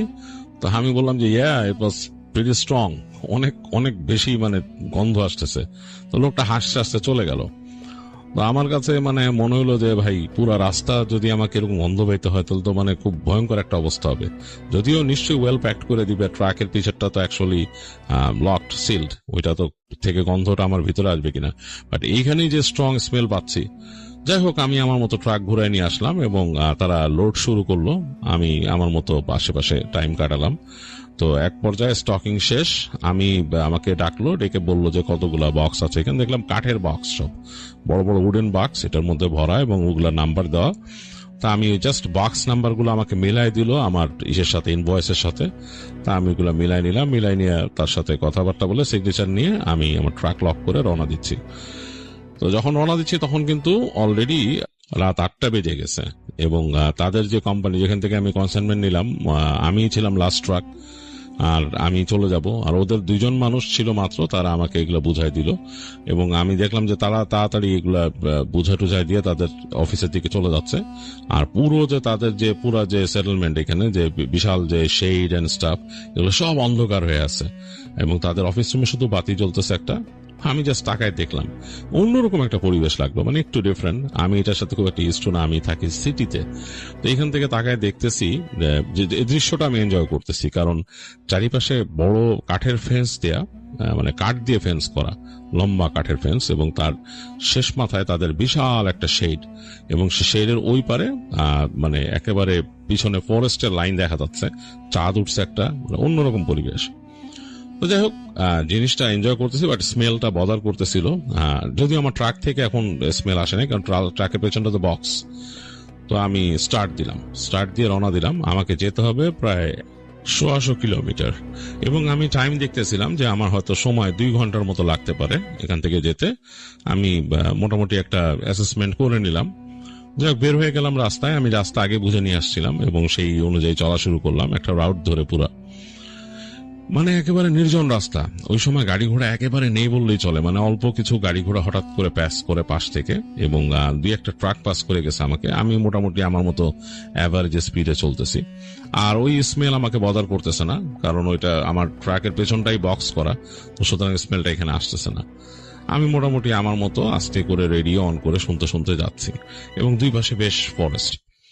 তো যেখান থেকে বাঁক নিয়ে রাস্তাটা এরকম ঘুরে গেছে, ওইটার 2 পাশে কিন্তু ফরেস্ট। একটা অংশ হচ্ছে পড়ছে এই চেক রিপাবলিকের এদিকে, এবং বোহেমিয়ান ফরেস্ট, আর ওই পাশে আমাদের জার্মান অংশে পড়ছে হচ্ছে সেখানকার এনশিয়েন্ট ফরেস্ট। এমনি পরিবেশগত কোনো পার্থক্য নাই, জাস্ট 2টা দেশ। এক সময় চলে আসলাম বর্ডারে, এবং সেখানে ট্রাকগুলো চেকিং করা হয় এবং এন্ট্রি নেওয়া হয়। তো ট্রাক চেক হলো, আমার ট্রাক দেখালাম, আমি সবকিছু ইন্সপেক্ট করে যখন ছেড়ে দিল, ঢুকে গেলাম আমাদের দেশের অংশে। আর চলতেছি রাস্তা ধরে। আমি বুঝতে পারছি যে আর বেশি নাই, হয়তো 60-70 কিলোমিটার এরকম অবস্থা। তো রাস্তাটা এই অংশটায় বেশ নির্জন, খুব বেশি রকমের নির্জন, মানে কেমন জানি মনে হচ্ছে যে খা খা করতেছে। আর আমার কাছে একটু ভয় লাগতেছে, কারণ কি এই ফরেস্ট সম্বন্ধে আমি আগে শুনছি যে এইটা বেশ এনশিয়েন্ট একটা ফরেস্ট, এবং এখানে নাকি অনেক রকমের জিনিস মানে প্রচলিত আছে, মানুষের কাছে কথা প্রচলিত আছে, প্যারানর্মাল সুপারন্যাচারাল জিনিস। তো এইগুলা মানে আগে শুনছি মানুষের কাছে। তাই আমি একা একা যখন যাচ্ছি একটু ভয় লাগতেছে। আর এটা পাহাড়ি রাস্তা আসলে, এবং মানে নিচু থেকে উপর উঠছে গাছ, বিশাল বন পাশে এরকম, এবং হঠাৎ করে বাঁক নিয়ে এসে এক পাশে তাকালে দেখা যায় যে বেশ ঘন বন চলে গেছে দিকে, কেমন যেন একটু অন্যরকম লাগে। আর রাস্তায় যখন মানে একা যখন ড্রাইভ করে যাচ্ছি, মাঝে মাঝে মনে হয় যে আসলেই উল্টাপাল্টা কিছু দেখি কিনা, এরকম লাগে। মানে যেহেতু অনেক লেজেন্ড প্রচলিত আছে, অনেক রকম ঘটনা, সুপারন্যাচারাল স্টোরিজ এইসব এলাকা সম্বন্ধে আছে, এবং আমরা ছোটকাল থেকে শুনে আসতেছি এটা। যাই হোক, একটু অন্যরকম লাগতেছিল, এবং আমি দেখলাম যে হ্যাঁ, আমি মোটামুটি তাকায় দেখলাম আমার পাশের সিটেই রাখা আমার রোড অ্যাটলাস, এটা তাকায় দেখলাম যে হ্যাঁ, মানে কাছাকাছি চলে আসছি আমি, হয়তো আর বেশি দূর নাই। তো এক সময় আমি এক জায়গায় এসে একটু আমার ট্রাকটা থামায় দেখতেছি যে আমাকে এখন কোথায় যেতে হবে, কারণ এইখানে পাশ দিয়ে চলে গেছে একটা ছোট্ট ডার্ট রোডের 2 পাশে হচ্ছে গাছ। মানে এখান দিয়ে ঢোকার জন্য একটা ডার্ট রোড আছে, এখান দিয়ে গাড়ি ঘোড়া ঢুকে যায়। ডার্ট রোড মানে যে রাস্তাটাকে পাকা করা হয়নি আর কি, কিন্তু ওখান থেকে কোনো কিছু ঢুকতে পারে, ভেহিকল ঢুকতে পারে, রাস্তা আছে। তো আমি ওখানে এসে ব্রেক করার কারণ হচ্ছে যে আমি মনে হয় দেখছিলাম এখানে যেরকম কিছু একটা পয়েন্ট আছে। তো আমি ট্রাকটাকে সাইড করে রেখে দেখতেছি আমার অ্যাটলাসটা ঘাটায় এবং আমার ম্যাপের ইসের সাথে মিলায়। তো বুঝলাম যে হ্যাঁ, এইখানেই বলা হয়েছে, এবং কারণ এখানে একটা ছোট্ট পোস্ট দেয়া আছে এখানে এই জার্মান ভাষায়, যে ওইখানে অ্যাড্রেসটার দিকে, অ্যাড্রেস মানে কি ওই নির্দিষ্ট যে আমি যেখানে যাচ্ছি ওইখানকার দিকে অ্যারো করা আর কি। তো আমি বুঝলাম যে এখানে ঢুকে যেতে হবে। আমি এখান থেকে লেফট টার্ন নিয়ে ঢুকে গেলাম। ঢোকার পর দেখতেছি যে এই ডার্ট রোড, আমার ট্রাকের চাকার নিচে পটপট করে ছোট ছোট পাথর যাচ্ছে, 2 পাশের গাছালি, একেবারে অন্ধকার। আমার হেডলাইটের আলো যতটুকু কভার করতেছে, ট্রাকের হেডলাইট যতটুকু কভার করতেছে এতটুকুই, এছাড়া কিন্তু সামনে 2 পাশে মানে বেশ মনে হচ্ছে গাঢ় অন্ধকার এরকম। তো অন্যরকম একটা ব্যাপার স্যাপার। আমার কাছে হঠাৎ করে মনে হলো যে আমার পিছনে, ট্রাকের পিছনে মানে বেশ আলোড়ন শুনলাম আমি, মানে বেশ মনে হলো যে বাক্সগুলা মনে হলো নাড়াচাড়া করে উঠলো। তা আমি চিন্তা করলাম কি ব্যাপার, আমি তো এরকম কোনো বাম্প বা কোনো জায়গার উপর তো যাইনি, উঁচা নিচু জায়গায়, এই জায়গায় যেরকম হবে। তো আমি জিনিসটা ইগনোর করলাম, চিন্তা করলাম এটা কোনো জায়গায় হয়তো এমন হতে পারে ডিসব্যালেন্সড অবস্থায় ছিল কোনো বাক্স, সেটা হয়তো কাত হয়ে পড়ছে বা সামথিং লাইক দ্যাট। তো ওইটাকে আমি ইগনোর করলাম, আমি মানে ধারণাই করে নিলাম যে ওটা এভাবে পড়ছে। তো আমি যাচ্ছি, রাস্তা আর শেষ হয় না। এখন আমি অবাক হয়ে গেলাম যে এই রাস্তা দিয়ে এত দূর আসতেছি। আমি মোটামুটি ধারণা করে নিলাম, কারণ আমি ঢোকার সময় এখানকার মিটার দেখছিলাম কিলোমিটার, তো ওই সময় যাচ্ছিল তার থেকে প্রায় 4 কিলোমিটার চলে আসছি আমি ভেতরে। 4 কিলোমিটার আসছি, এটা আমাকে অবাক লাগলো, ডার্ট রোড ধরে এত দূর কেন? মানে লম্বা এরকম রাস্তা থাকলে তো পুরো রাস্তাটাই থাকবে, মানে বানায় নিবে কেউ পেভ করে, পার্সোনাল প্রপার্টিও হয়। তো এত দূর এরকম ডার্ট রোড ধরে আসতেছে, দুই পাশে গাছ গাছ গাছ, মানে সোজা কথা আমি বনের মধ্যে ঢুকে গেছি ট্রাক নিয়ে। তো যাই হোক, আমি ভাবলাম যে দেখি, এখন আমাকে তো অ্যাড্রেসে পৌঁছাইতে হবে। চলতে চলতে এক সময় দূরে আমার হেডলাইট পড়লো একটা ফেন্সের উপরে। আমি বুঝলাম যে এটা কোনো পার্সোনাল প্রপার্টি হবে এবং এটাই মনে হয় সেই অ্যাড্রেস। তো ট্রাক আমি স্লো করে যখন ফেন্সের একদম সামনে আসলাম, দেখলাম যে একটা বিশাল বাড়ি আর কি দূরে দেখা যাচ্ছে এবং ফেন্স করা। এই ফেন্সটা কাঠের ফেন্স, এরকম চোখা চোখা কাঠ দিয়ে ফেন্স করা।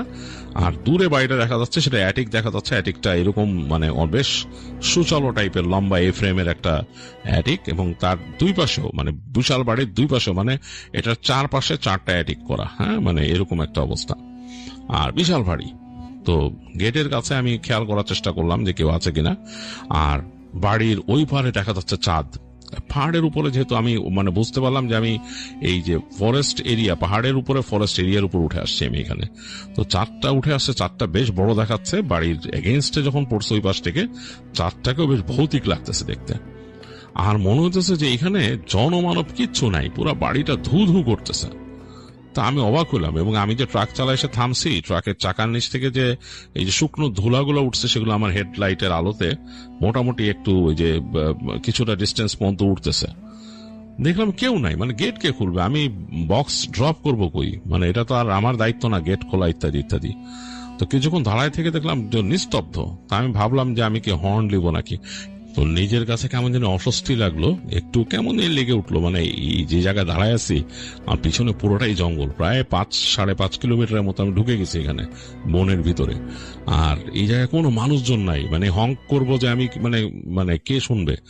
আমার হেডলাইটের আলো যতদূর পড়ছে এই ফেন্সটা ভেদ করে সামনে যে যতদূর দেখা যাচ্ছে, অতটুকুর মধ্যে কোনো মানুষের ছিটে ফোটাও নাই। এবং দূরেও আমি যে দেখতে পাচ্ছি চাঁদের আলোতে পুরো বাড়িটা, ওইটার মধ্যে বাতি টাতি কিচ্ছু নাই। মানে আমি কোথায় আসলাম, কি ড্রপ করতে। তো একবার ভাবতেছিলাম, আমার মাথায় মানে পরে মোমেন্ট চিন্তা আসলো যে আমি ট্রাক ঘোরায় নিয়ে যাই, ট্রাক ঘোরায় নিয়ে বের হয়ে সরাসরি আমি চলে যাই আমাদের অফিসে, ওইখানে যে আমি বলি যে আমি মানে ওখানে কাউকে পাই নাই।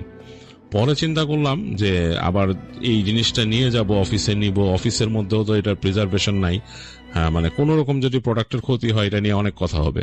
তো এই মানে একটা মানে দোদুল্যমান চিন্তা ভাবনায় আমি থাকলাম। এখন চিন্তা করলাম যে এটা রিসিভ করার মানুষও তো নাই, কাউরই তো দেখতেছি না আমি। তো অনেকক্ষণ এগুলো চিন্তা ভাবনা করে আমি চিন্তা করলাম যে নামি, ট্রাক থেকে নামি। তো আমার গ্লোভ কম্পার্টমেন্টে একটা বড় ফ্ল্যাশ লাইট থাকতো, বেশ বড়। তো ওই ফ্ল্যাশ লাইট বের করলাম, ওইটার মধ্যে 4টা ডি সাইজের ব্যাটারি থাকে, মানে এইরকম বড়। তো আমি ওই ফ্ল্যাশ লাইটটা অন করলাম, মানে একেবারে পুরো বিমের মতো আলো বেরোলো। তো আমি ট্রাক থেকে নামলাম, স্টার্টে রেখে ট্রাককে জাস্ট পার্কে রেখে নামছি, নেমে হেঁটে গেছি সামনে ফেন্সের কাছে দাঁড়াইলাম। মানে বেশ ঠান্ডা, কারণ ঠান্ডা বেড়ে গেছে এইখানে, বললাম তো যে শীত পড়তেছে তখন, বেশ ঠান্ডা, মানে গায়ে কাটা ধরে যাচ্ছে আমার জ্যাকেট পরার পরও। তো তাকায় দেখতেছি ভেতরে কেউ নাই। আমি ফ্ল্যাশ লাইট মারলাম দূর পর্যন্ত, ওই বাড়ির উপরে যে পড়লো কয়েক জায়গায়, কেউ নাই, মানে নীরব একটা নিছর বাড়ি। তো আমি চিন্তা করলাম যে আগে তাহলে আমি এক কাজ করি, ফেন্স দিয়ে আমি মূল বাড়িতে ঢুকি। তো আমি আস্তে করে ওই ফেন্সের মধ্যে হাত দিলাম, দেখলাম যে কোথাও তালা মারা রেখে, না তালা না, একটা হুক আছে। হুকটা টানার পরেই দেখলাম যে ফেন্সের দরজাটা খুলে গেল, কাঠের। ঠেলা দিলাম, মানে ক্যাচ ক্যাচ শব্দ করে খুলে গেল দরজা। তো বুঝলাম যে যাক, আমি আগে ঢুকি, ট্রাক নিয়ে ভিতরে ঢুকে যাই। তো কারণ এখান থেকে এই প্রোডাক্ট আবার নিয়ে গেলে আরেক ঝামেলা আছে, আর এগুলো ফার্টিলাইজার। তো যাই হোক, আমি ট্রাকে উঠে আবার রওনা দিলাম। তো ট্রাক নিয়ে যাচ্ছি, ভেতরে ঢুকছি। এই প্রপার্টিতে ঢোকার পরেই যিনি কেমন যেন লাগতেছে, এবং আমি ডানে বামে তাকাইতেছি, এবং এইটার যে বিশাল উঠান, বলার মতন একটা ফাঁকা জায়গা, অনেকটা মনে হইতেছে যে সেই আপনারা ওয়েস্টার্ন মুভি দেখলে দেখবেন যেখানে একটা ওয়েস্টার্ন টাউন থাকে, এবার টাউনের মতো জায়গা, কিন্তু এটা একটা বাড়ির জন্য অ্যালোকেটেড, শুধু একটা বড় বাড়ি সামনে, বিশাল বাড়ি, বাড়িটা অবশ্য বিশাল একটা বাড়ি, একটা ম্যানশনের মতো। আর একদম শেষ প্রান্তে এই জায়গায় এটার মনে হয় কোনো স্টোরেজ হাউস আছে, আর এই পাশে আরেকটা দেখলাম শেড আছে, ওটার মধ্যে কি রাখা আই ডোন্ট নো, এই দুইটা জিনিস আছে। আর এই এবং ওই শেডেরই কোনো একটা অংশে হয়তো প্রোডাক্ট নামাইতে হবে এই বাক্সগুলা। তো আই এম নট শিওর, আমাকে আগে যেতে হবে বাড়িতে, তারপর কথা বলতে হবে। তা আমি যে বাসার সামনে যত এগোচ্ছি দেখতেছি বাড়িটা বিশাল, কিন্তু মানুষজন নাই, কোনো বাতি নেই। বাড়ির সামনে গিয়ে ট্রাকটা রাখলাম, রাখার পরে আমি চিন্তা করতেছি এটা কি প্রাইভেট প্রপার্টি, কেউ থাকে এরকম একটা ম্যানশনে। তো পার্ক করে আমি যখন নামছি, নেমে গিয়ে তাকালাম বাড়ির দিকে, কেউ নাই। হেঁটে গেলাম সোজা গেটের কাছে, ঠান্ডা বেশ লাগতেছে, আমার হাতে ফ্ল্যাশ লাইট। তো ওখানে দেখলাম যে বেল আছে, এবং সেই বেলটাও ইলেকট্রনিক কোনো বেল না, এটা ঘন্টা, মানে টান দিলে ভেতরে ঘন্টা বাজে। তো আমি টানলাম একবার দুইবার, কোনোই নাই। তৃতীয়বার টানার পর উপর থেকে শব্দ আসলো, প্লিজ আনলোড ইউর ট্রাক। মানে এটা আমি ইংলিশে বললাম, আমাকে জার্মান ভাষায় বলছে প্লিজ আনলোড দ্য ট্রাক। তো আমি উপর থেকে শুনলাম একটা পুরুষালী কণ্ঠ, বেশ ভারী পুরুষালী কণ্ঠ, প্লিজ আনলোড দ্য ট্রাক। তো আমি বুঝলাম যে তাহলে তো কেউ আছে নিশ্চয়ই, সে হয়তো আমাকে বলতেছে ট্রাক আনলোড করতে। এবং মনে হলো যে কথাটা আসলো একদম অ্যাটিকের কাছের ঘরটার থেকে। তা আমি আস্তে করে ঘুরে তাকাইলাম উপর দিকে, তাকায় দেখলাম যে অ্যাটিকের কাছে ঘরটার মধ্যে হালকা একটা আলো, মানে কেউ যদি মোম বা কিছু জ্বালে দূরে থাকে সেটার একটা রিফ্লেকশন এইখানে গ্লাসে পড়ে, সেরকম। তো আমি সরাসরি আস্তে করে গিয়ে সেই আমার ট্রাক খুলে ফেললাম পেছনে। তো আনলোড যেহেতু এখানে করতে বলছে, তো নিশ্চয়ই এখানেই করতে হবে, সে আমাকে আনলোড করতে বলছে, অন্য কোনো জায়গা তো বলেনি। তা আমি পাশে নামায় রাখা শুরু করলাম একটা সাইডে বাক্সগুলা। বেশ পরিশ্রমের কাজ, কারণ আমাকে ওই যে ওখান থেকে ভেতর থেকে লেটার টেনে বের করতে এসে গিয়ে ওই জায়গায় বাক্সগুলো রাখতেছি আমি। একদম এই ঠান্ডা যে লাগতেছিল এটা কমে গেছে আমার, মানে এখন গরম লাগা শুরু করছে। তো বাক্সগুলোকে যত হালকা মনে করছিলাম তত হালকা না, মানে বেশ ভারী, টেনে আনতে আমার কষ্ট হইতেছে, খুবই কষ্ট হইতেছে, একদম মানে কোমর বাঁকা হয়ে যাচ্ছে। তো এরকম অবস্থা। তো এর মাঝে লাস্ট যে বাক্স টাইম বের করতেছি, এটা বেশ ভারী মনে হলো আমার কাছে, মনে হলো যে বেশ ভারী, কারণ আমি এটাকে উঁচাই করতে পারতেছিলাম না, মানে এটা একটা স্কোয়ার বক্স এরকম। তো আমার মনে হইতেছিল যে আমি ওখানে যে বললি যে আমার হেল্প দরকার, আমি এটাকে টেনে আনতেছি, একটু উঁচা করতে গেলে প্রচন্ড ভার লাগতেছে আমার কাছে। যাই হোক, তারপর আমি ওটাকে টেনে নিয়ে আসলাম ছেঁচড়া আমার ট্রাকের কর্নার পর্যন্ত, এবং আমি সিঁড়ি দিয়ে নেমে গেলাম। ওখানে যে আমার স্লাইডিং ল্যাডার ছিল যেটা দিয়ে ওঠায় আর কি, ডালিতে করে জিনিস নামাই আমরা। ডালি মানে হচ্ছে চাকাওয়ালা একটা ট্রলির মতো আছে, ওইটাতে করে আমরা নামাই আর কি। তো ওইখানে আমি দাঁড়ায় কি করলাম, ওইটাকে ওখান থেকে ঠেলে ডালির উপর দিয়ে ডালিটাকে দ্রুত টাইনে নামায় নিলাম। তো ডালি না থাকলে হয়তো নামানো সম্ভব হইতো না। তো এইটাকে আমি ঠেলতেছি, অনেক ওজন এনে রাখলাম বাক্সের পাশে, এবং আমার ঘাম বের হয়ে গেছে পুরা। আমি জাস্ট ওইটা রেখে ডালিটাকে নিয়ে ট্রাকে রাখছি, রেখে সব লক করে জাস্ট এসে দাঁড়াইলাম কাগজটা নিয়ে, যে লোক নামে নাকি। দেখি কোনো সাড়া শব্দ নাই, কিচ্ছু নাই। তো আমার মেজাজটা একটু গরম হয়ে গেল যে হোয়াট ইজ দিস, এটা কেমন কথা, আমি এতক্ষণ ধরে এখানে মাল নামাইতেছি, কোনো হেল্প নাই, কিচ্ছু নাই, তাদের লোকজন নাই, মানে দিস ইজ সো রিডিকুলাস। আমি হেঁটে গেলাম এবং ঘন্টাটা খুব জোরে বাজালাম, 2-3 টিং টিং টিং টিং করে 2-3 ঘন্টা বাজাইলাম, দেখি কোনো শব্দ নাই। এরপর আমি বের হয়ে আসে তাকাইতেছি অ্যাটিকের দিকে যে ওখানে কেউ ওখানে আসে নাকি, বা আলোটা দিকে বাবার বলো। তো আমি হ্যালো বলতে গেছি, তখন দেখলাম যে ওখানে কোনো বাতি নাই, মানে অ্যাটিকের যে আলোটা দেখতেছিলাম সে আলোটা এখন নাই, অ্যাটিকটা পুরো অন্ধকার অ্যাটিক, এবং যেরকম প্রথম দেখছিলাম সেরকম। অল অফ এ সাডেন আমার কাছে মনে হলো দুইটা লাইটের মতো ছোট, মানে দুইটা লাইট, মানে কাছাকাছি, মানে তখন আমি বুঝতে পারলাম এটা লাইট না, এটা মনে হলো চোখ, যেমন কোন কুকুর বিড়াল রাতের বেলা যদি এরকম তাকাইলে যে তার চোখগুলো জ্বলে, বা অন্য যে প্রেডেটর প্রাণীগুলা সেরকম একজোড়া চোখ জ্বলতেছে তাকায় আছে উপর থেকে। তা আমি ভাবলাম যে what happen, oh my god, এটা কি কোনো ডগ বা কোনো হাউন্ড বা কিছু নাকি। তা আমি সাথে সাথে আমার হাতের ফ্ল্যাশ লাইট মারলাম ওইখানে। তো ফ্ল্যাশ লাইটটা ফার্স্টে ওই কাচের মধ্যে পড়ে কিন্তু রিফ্লেক্ট করে তারপর ভিতরে ঢুকছে। তো আলোতে মিলি সেকেন্ডের জন্য আমার কাছে মনে হলো যে একটা মানুষের মতো সরে গেল এখান থেকে। মানুষই হবে, কারণ স্কিনটা বেশ পেল টাইপের, এবং ডার্ক একটা কাপড়, কালো রঙের ডার্ক কাপড়, সেটা ওখান থেকে সরে গেছে, মনে হলো সামনে থেকে সরে গেল লাইটটা পড়ার পরে। তা আমি অবাক হয়ে গেলাম, কি রে ভিতরে মানুষ নাই, অন্ধকার, কি ব্যাপার? তা আমি আবার ফ্ল্যাশ লাইটটা বন্ধ করে এসে আবার ওই ঘন্টা বাজালাম, চাঁদের আলো যথেষ্ট আছে এখানে, আবার ঘন্টা বাজালাম, কোনো উত্তর নাই। এরপর হঠাৎ করে আমার কাছে মনে হলো যে একটা শব্দ হইলো, ভড়াস করে একটা শব্দ, মানে কাঠ টাট কিছু ভেঙে পড়লে যেরকম হয় এরকম একটা শব্দ, ফটাস ফটাস করে শব্দ হলো। তা আমি একটু অবাক হয়ে ওই জায়গায় তাকাইলাম আর কি, ওই বক্সগুলোর দিকে, দেখলাম বক্সের ওখান থেকে আসছে, যেখানে আমি স্ট্যাক করে রাখছি বাক্সগুলো উঁচা করে ওই জায়গায়। তা আমি আস্তে করে হেঁটে বাক্সের কাছে আসলাম, কি ব্যাপার, মানে কেউ কি আসছে, ওদের লোকজন যে কাঠ ধরতেছে বা সামথিং লাইক দ্যাট। তা আমি ঘুরে যখন মানে মূল ফার্স্ট স্ট্যাকটা থেকে যে পেছনের দিকে যে স্ট্যাক গুলো রাখছি ওটার কাছে যখন গেছি, যে দেখতেছি যে এই বড় যে বাক্সটা রাখছি ওইখান থেকে মনে হচ্ছে যে শব্দটা আসছে, কারণ একটা কাঠ এভাবে পড়ে আছে ওদিকে। তাই আমি ভাবলাম যে কে এটা করছে, মানে বাক্সগুলো তো সিল করা, এগুলো কাঠ দিয়ে সিল করা, দুইটা কাঠ দিয়ে উপরে সিল করা থাকে, তো ওইটার একটা কাঠ ওই পাশে পড়ে আছে ছুটে মাটিতে। আমি বুঝলাম মানে ওদের কেউ আসছে, তাহলে আইসা ওই বাক্স হয়তো দেখতে গেছে ভিতরে প্রোডাক্ট ঠিক আছে নাকি বা হোয়াট এভার, আমার সাথে কথা বলবে, আমার সাথে কথা না বলে কেন এরকম করতেছে। তো হাইটে যখন আমি কাছে গেছি, মানে বাক্সের থেকে আমার দূরত্ব প্রায় 3-4 ফিট, এই সময় ঠাস করে উপরে ওই আরেকটা সিলের কাঠ উড়ে গেল, মনে হলো যে অটোমেটিকলি ওখান থেকে ছিটকায় দূরে যেয়ে পড়লো ঠাস করে মাটিতে। চাঁদের আলোতে কিন্তু মাটির যে রংটা, যেখানে মানে পাথুরে মাটির মতো ধুলা, ওগুলা কেমন জানি ধূসর টাইপের লাগতেছে চাঁদের আলোতে, এবং তার মাঝে কাঠটা উড়ে যেয়ে পড়ছে, নিস্তব্ধতা, আর কিছু নাই, শুধু এই শব্দটাই। আমি অবাক হলাম যে কি কেমনে হলো। তারপর দেখলাম মাটি ফুড়ে, মানে ভিতরে যে মাটি ওইটা ফুড়ে একটা কিছু বেরোইলো। তো যখন বেরোইছে আমি তখন বুঝছি যে মাটি টাটি যেগুলো ছিল ভিতরে, যে সার মাটি, সেগুলা ফুড়ে একটা মানুষের মতো বেরোইছে। মানুষটার মাথায় চুল আছে, কোনো একটা লোক আর কি, একটা লোক, সে তার গায়ের রং হবে কালচে টাইপের, বা মাটির নিচে থাকলে মানুষ কালচে হয়ে যায় কিনা আই ডোন্ট নো, বাট আমি তো এরকম কোনদিন দেখি নাই, মানে কালচে টাইপের একটা রংটা মানুষ, তার চুলগুলো এরকম বড় বড়, এবং ওখান থেকে দাঁড়ায় চাঁদের আলোতে যতটুকু দেখা যাচ্ছে যে তার যে চোখের জায়গাটা কালচে, মানে চাঁদের আলো পড়ে ব্ল্যাক অংশটা ব্ল্যাকের মধ্যে রিফ্লেক্ট করতেছে। আর সে মুখটা হা করে একটা শব্দ করলো আমার সাথে, কেমন যেন সারা বুকের নিঃশ্বাস বের করে দিলে যদি কোনো মানুষের ঘড়ঘড় শব্দ হয় সেরকম একটা হা করে শব্দ করলো আমার সামনে। মানে আমি প্রচন্ড রকমের ভয় পেলাম একটা, মানে আমার তখন সেন্স পুরা নাই হয়ে গেল। আমি ওখান থেকে ঝেড়ে দৌড় দিলাম উল্টা, মানে কয়েক সেকেন্ড তো আমি বোকার মতো তাকাই ছিলাম, তারপর ঝেড়ে দৌড় দিছি। এটা কি, আমি দৌড়ানোর সময় আমার ফ্ল্যাশ লাইটটা জ্বালানোর চেষ্টা করছি একবার, যে ওদিকে মারবো, দেখি ফ্ল্যাশ লাইটটা জ্বললো না, এবং ফ্ল্যাশ লাইটটা গরম হয়ে গেছে, মানে ফ্ল্যাশ লাইটের বডিটা গরম হয়ে গেছে, কোনো মানে ইলেকট্রনিক শর্ট সার্কিট হলে যেরকম হয় সেরকম গরম হয়ে গেছে। তো মনে হচ্ছে যে এটা মানে বেশ গরম ফ্ল্যাশ লাইটের।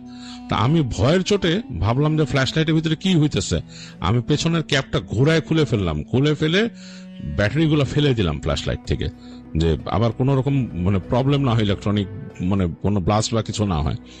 তো ওইটা ফেলে দিয়ে আমি ফ্ল্যাশ লাইট নিয়ে দৌড় দিয়ে যে আমার ট্রাক খুললাম। আমার কাছে মনে হইতেছে যে আমার পিছনে কেউ দৌড়ায় আসতেছে, আমি একদম শব্দ পেয়েছি মাটির মধ্যে পা ফেলে দৌড়ে আসতেছে।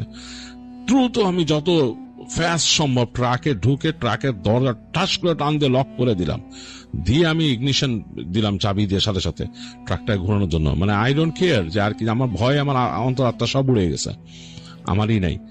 এবং আমি তখন শব্দ পাচ্ছি যে আমার ট্রাকের পেছনের দিকে কেউ মনে হচ্ছে থাবা দিচ্ছে এরকম 2 হাত দিয়ে। তা আমি ট্রাকটা স্টার্ট দিলাম, স্টার্ট হয়ে গেছে ট্রাক।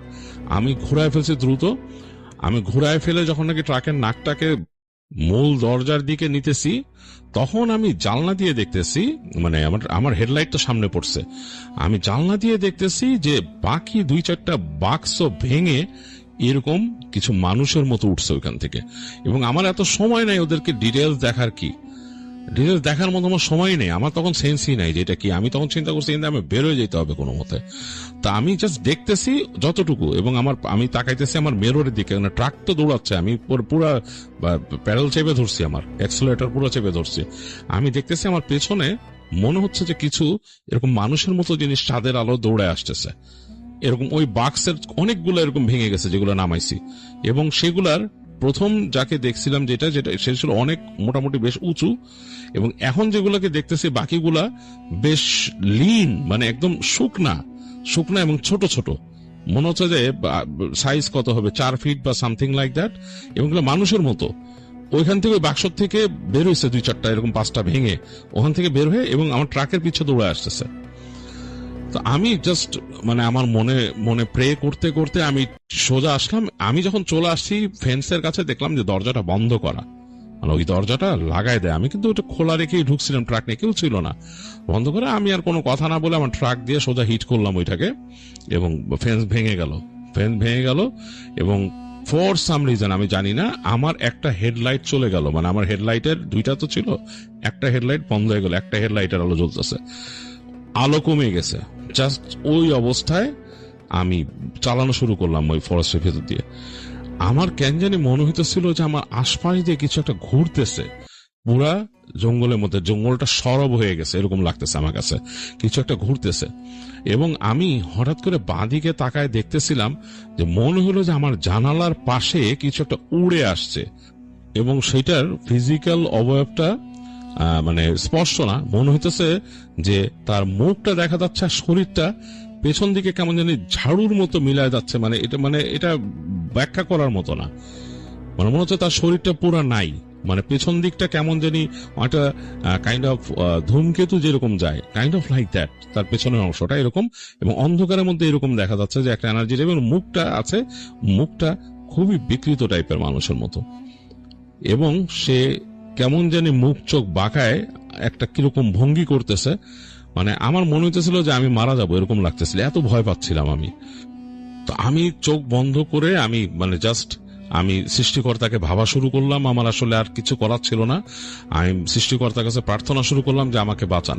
এবং ছোটবেলায় বাবা মার সাথে চার্চে যেতাম, তো তখনকার যেসব বিবলিক্যাল ভার্স শুনতাম সেগুলো আমি চেষ্টা করলাম যে সেগুলো মুখ দিয়ে বলার, এবং মনে মনে সৃষ্টিকর্তার কাছে সাহায্য চাইতে থাকলাম যে আমাকে এটা থেকে বাঁচাও, এই সিচুয়েশন থেকে রক্ষা করো আমাকে। তো আমি এটা করতেছি এবং আমি চোখ বন্ধ করতে পারতেছি না, যেহেতু রাস্তা সামনে এবং বাঁকানো রাস্তা, হঠাৎ করে হলে পড়ে যাবো এরকম। তো এবার দেখলাম যে না, আশেপাশে নাই, মানে বামে যে দেখতেছিলাম যে একটা ফিগার, ওইটা নাই। এবং আমি ঘোরায় আমি একেবারে তখন মানে অনেক স্পিডে চালাইছি, এত স্পিডে চালাইছি বলার মতো না, ফুল প্রায় অ্যাক্সেলারেটর দাবাই দিয়ে ট্রাক চালাইছি। এবং এটা যেহেতু মার্সিডিজের একটা ট্রাক ছিল, সুতরাং আমার মানে ওই আমার সাসপেনশন খুব ভালো, ওরকম মানে প্রবলেম হয়নি, মানে আমি মোটামুটি চালা আসতে পারছি এরকম রাস্তা দিয়ে, ডার্ট রোডের মধ্যেও।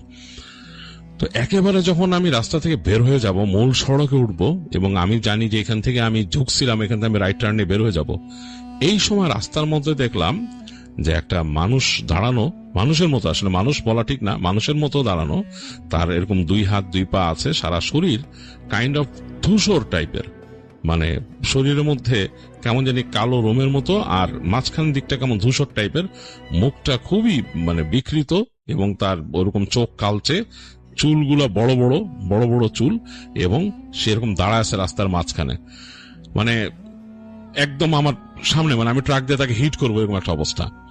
আমি ওই সময় আসলে চিন্তা করলাম যে আমি কি করবো, আমি মানে মিলি সেকেন্ডে আমার ডিসিশন নিতে হইতেছে। আমি সেই আমার মতো প্রে করতে করতেই আমি জোরে জোরে চিৎকার করে আমার সেই প্রার্থনাগুলো করতেছি, আর আমি অ্যাক্সিলারেটর দাবাই দিলাম। চিন্তা করলাম যে না, এখানে আমার থামাইতে পারবো না আমি। এবং খুব আশ্চর্যজনক ব্যাপার, আমি কিন্তু ওই যে ক্রিচারটাকে হিট করছি, কিন্তু মনে হলো যে ওইটা আসলে ওইটার কোনো ফিজিক্যাল বডি নাই, আমি ওটাকে ভেদ করে বের হয়ে গেছি ওখান থেকে, মনে হলো বাতাস কাটায় গেলাম আমি।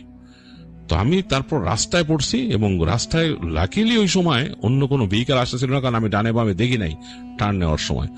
আমি জাস্ট টার্নটা নিছি, এবং আমার এত জোরে টার্ন নিছি, শার্প টার্ন, যে আমার মানে এইভাবে করে ঘুরাইছি স্টিয়ারিংটা যে আমার ট্রাকের পেছন দিকটা বাঁকা হয়ে গেছিল। তারপর আমি উঠে মানে একদম প্লেন রাস্তা পেয়ে আমি যতটুকু স্পিডে পারছি চালাইতেছিলাম, প্রার্থনা করতেছিলাম, দেখলাম কিছু নাই। তো আমি যখন নাকি এই ফরেস্ট লাইনের এলাকাটা যখন পার হয়ে যাচ্ছি, তখন দূর থেকে আমার এই একটা হেডলাইটের আলোতেই দেখতেছি যে একটা মানে মহিলা দাঁড়ানো, সাদা গাউন পরা একটা মহিলা দাঁড়ানো, এবং মানে সে তাকায় আছে আমার ট্রাকের দিকে, রাস্তার পাশে দাঁড়ায়, মানে সে কোনো হাত উঁচা করতেছে না রাইডের জন্য বা কিছু এরকম না, দাঁড়ায় আছে, তাকায় আছে আমার ট্রাকের দিকে। এন্ড আমি খুব অবাক হইলাম যখন আমার ট্রাক মোটামুটি তার কাছাকাছি চলে আসছে, তার সাথে ডিস্টেন্স খুব বেশি না, মানে হবে হয়তো 100 ফিট, কারণ আমি তো স্পিডে আছি। খুব ফাস্ট সে চলে আসলো আমার ট্রাকের সামনে, খুব ফাস্ট চলে আসলো এবং আমি দেখছি তার চোখ দুইটা গ্লো করতেছে, তার চোখ দুইটা গ্লো করতেছে এবং মুখের যে তার ঠোঁটের জায়গাটা, সেই জায়গাটা কেমন জানি, মানে ইটস নট নর্মাল। আমি মানে কয়েক সেকেন্ডের জন্য দেখছি, এবং ওইটা মানুষ হলে আমি মানে ওইটা অ্যাক্সিডেন্ট হইতোই। কিন্তু খুবই আশ্চর্যজনক ব্যাপার, এইটাও কিন্তু আমার ট্রাক থেকে ট্রাক পার হয়ে গেছে ওইটাকে, মানে ইট ওয়াজ অ্যান অ্যাস্ট্রাল বডি, মানে ওইটা দেখে বোঝেছে এটা কোনো মানে মানে এটা কোনো শরীর নাই, আসলে ফিজিক্যালি এক্সিস্ট করে না কোনো শরীর, ওটাকে ভেদ করে গেছে। কিন্তু আমার কানের কাছে একটা উইসপার আমি শুনতে পারছি, you are lucky to survive, মানে জার্মান ভাষায় বলছে, আমি ইংলিশে বললাম যে you are lucky to survive. And আমি তখনও ওই আমার মতো আমি প্রার্থনা করতেছি এবং আমার সেন্স ঠিক নাই, আমি চালাতে চালাতে চালাতে চালাতে একসময় চলে আসলাম মূল আরেকটা সড়কে, যেখান থেকে আমি টার্ন নিয়ে চলে আসবো, শহরের দিকে যাব। ওখানে ঢুকে গেলাম এবং তখন আমার ভয়টা কিছুটা কমতেছে। তো আমার লাইট কিন্তু হেডলাইট একটা জ্বলতেছে। আরো অনেক দূর আসার পরেই দেখলাম যে ওখানে পেট্রোল কার ছিল, সে আমাকে থামালো, ওইখানে থামায় বললো যে একটা লাইট কেন। তো আমি তখন তাকে বললাম যে রাস্তার মধ্যে এটা হয়েছে। তো সে বলতেছে যে অ্যাক্সিডেন্টে হয়েছে তোমার এখানে ভাঙা দেখা যাচ্ছে। আমি বললাম যে না, এখানে কিছু একটা উড়ে এসে পড়ছিল আমি যখন ওখান থেকে আসতেছিলাম। তো যাই হোক, সে জাস্ট দেখলো, দেখে তারপর আমাকে ওয়ার্নিং দিল যে আমি যাতে লাইটটা চেঞ্জ করে নেই, কাগজপত্র দেখালে। আমাকে বলতেছে যে ইউ সিমস ভেরি নার্ভাস। তা আমি বললাম যে আমি একটু নার্ভাস, আমার একটু kind of super natural experience হয়েছে। সে পুলিশকে আমি বললাম। তো পুলিশটা খুব গম্ভীর, সে এটাকে মানে খুব সিরিয়াসলি নিল। সাধারণত অনেককে বললে কিন্তু হাসতো, সে খুব সিরিয়াসলি নিছে। সে বলছে যে কি হয়েছে, ব্যাপারটা কি, তুমি কি ফরেস্টের ওদিক থেকে আসছো? আমি তারা বললাম যে হ্যাঁ। তো সে তখন বলতেছে যে হ্যাঁ, ওইটা অনেক পুরনো জায়গা, অনেক রকম বাজে এক্সপিরিয়েন্স ওইখানে, তোমার কি হয়েছে? তো তখন আমি তাকে চিন্তা করলাম যে আমি যদি এত কিছু বলতে যাই অনেক কথা চলে আসবে। আমি বললাম যে আমি উদ্ভট জিনিসপত্র দেখছি, মনে হচ্ছে আমাকে চেস করছে। তো বলছে হ্যাঁ, ওই জায়গাতে সাবধান, রাতের বেলা এরকম একা যেতে হয় না, ইটস ভেরি লেট নাও। আমি তাকায় দেখলাম যে তখন অলরেডি রাত 11:30 বাজে, এত সময় চলে গেছে মাঝখান থেকে। তো মানে আমার এতটা লাগার কথা না, আমাকে তো 10টার মধ্যে শেষ হয়ে যাওয়ার কথা, কিন্তু 11:30 বাজছে অলরেডি। যাই হোক, আমি পুলিশের থেকে সেই টিকিট নিলাম, মর্নিং টিকিট, যেহেতু লাইট একটা কাটা, ওইভাবে আমি চলে আসলাম।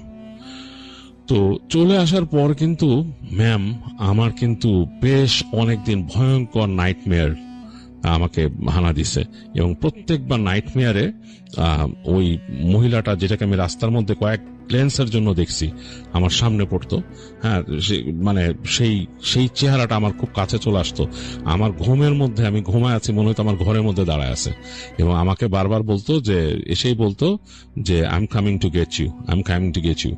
তো আমি প্রচন্ড রকমের ভয় পেতাম, স্বপ্নের মধ্যে ভয় পেতাম, কাঁপতাম, থরথর করে কাঁপতাম এরকম। তো পরবর্তীতে আমি আমার মার সাথে দেখা করি, যেহেতু আমি আলাদা থাকি, বড় হয়ে গেছিলাম, আমার মার সাথে দেখা করি, আমার মাকে বলি যে এরকম এরকম সমস্যা।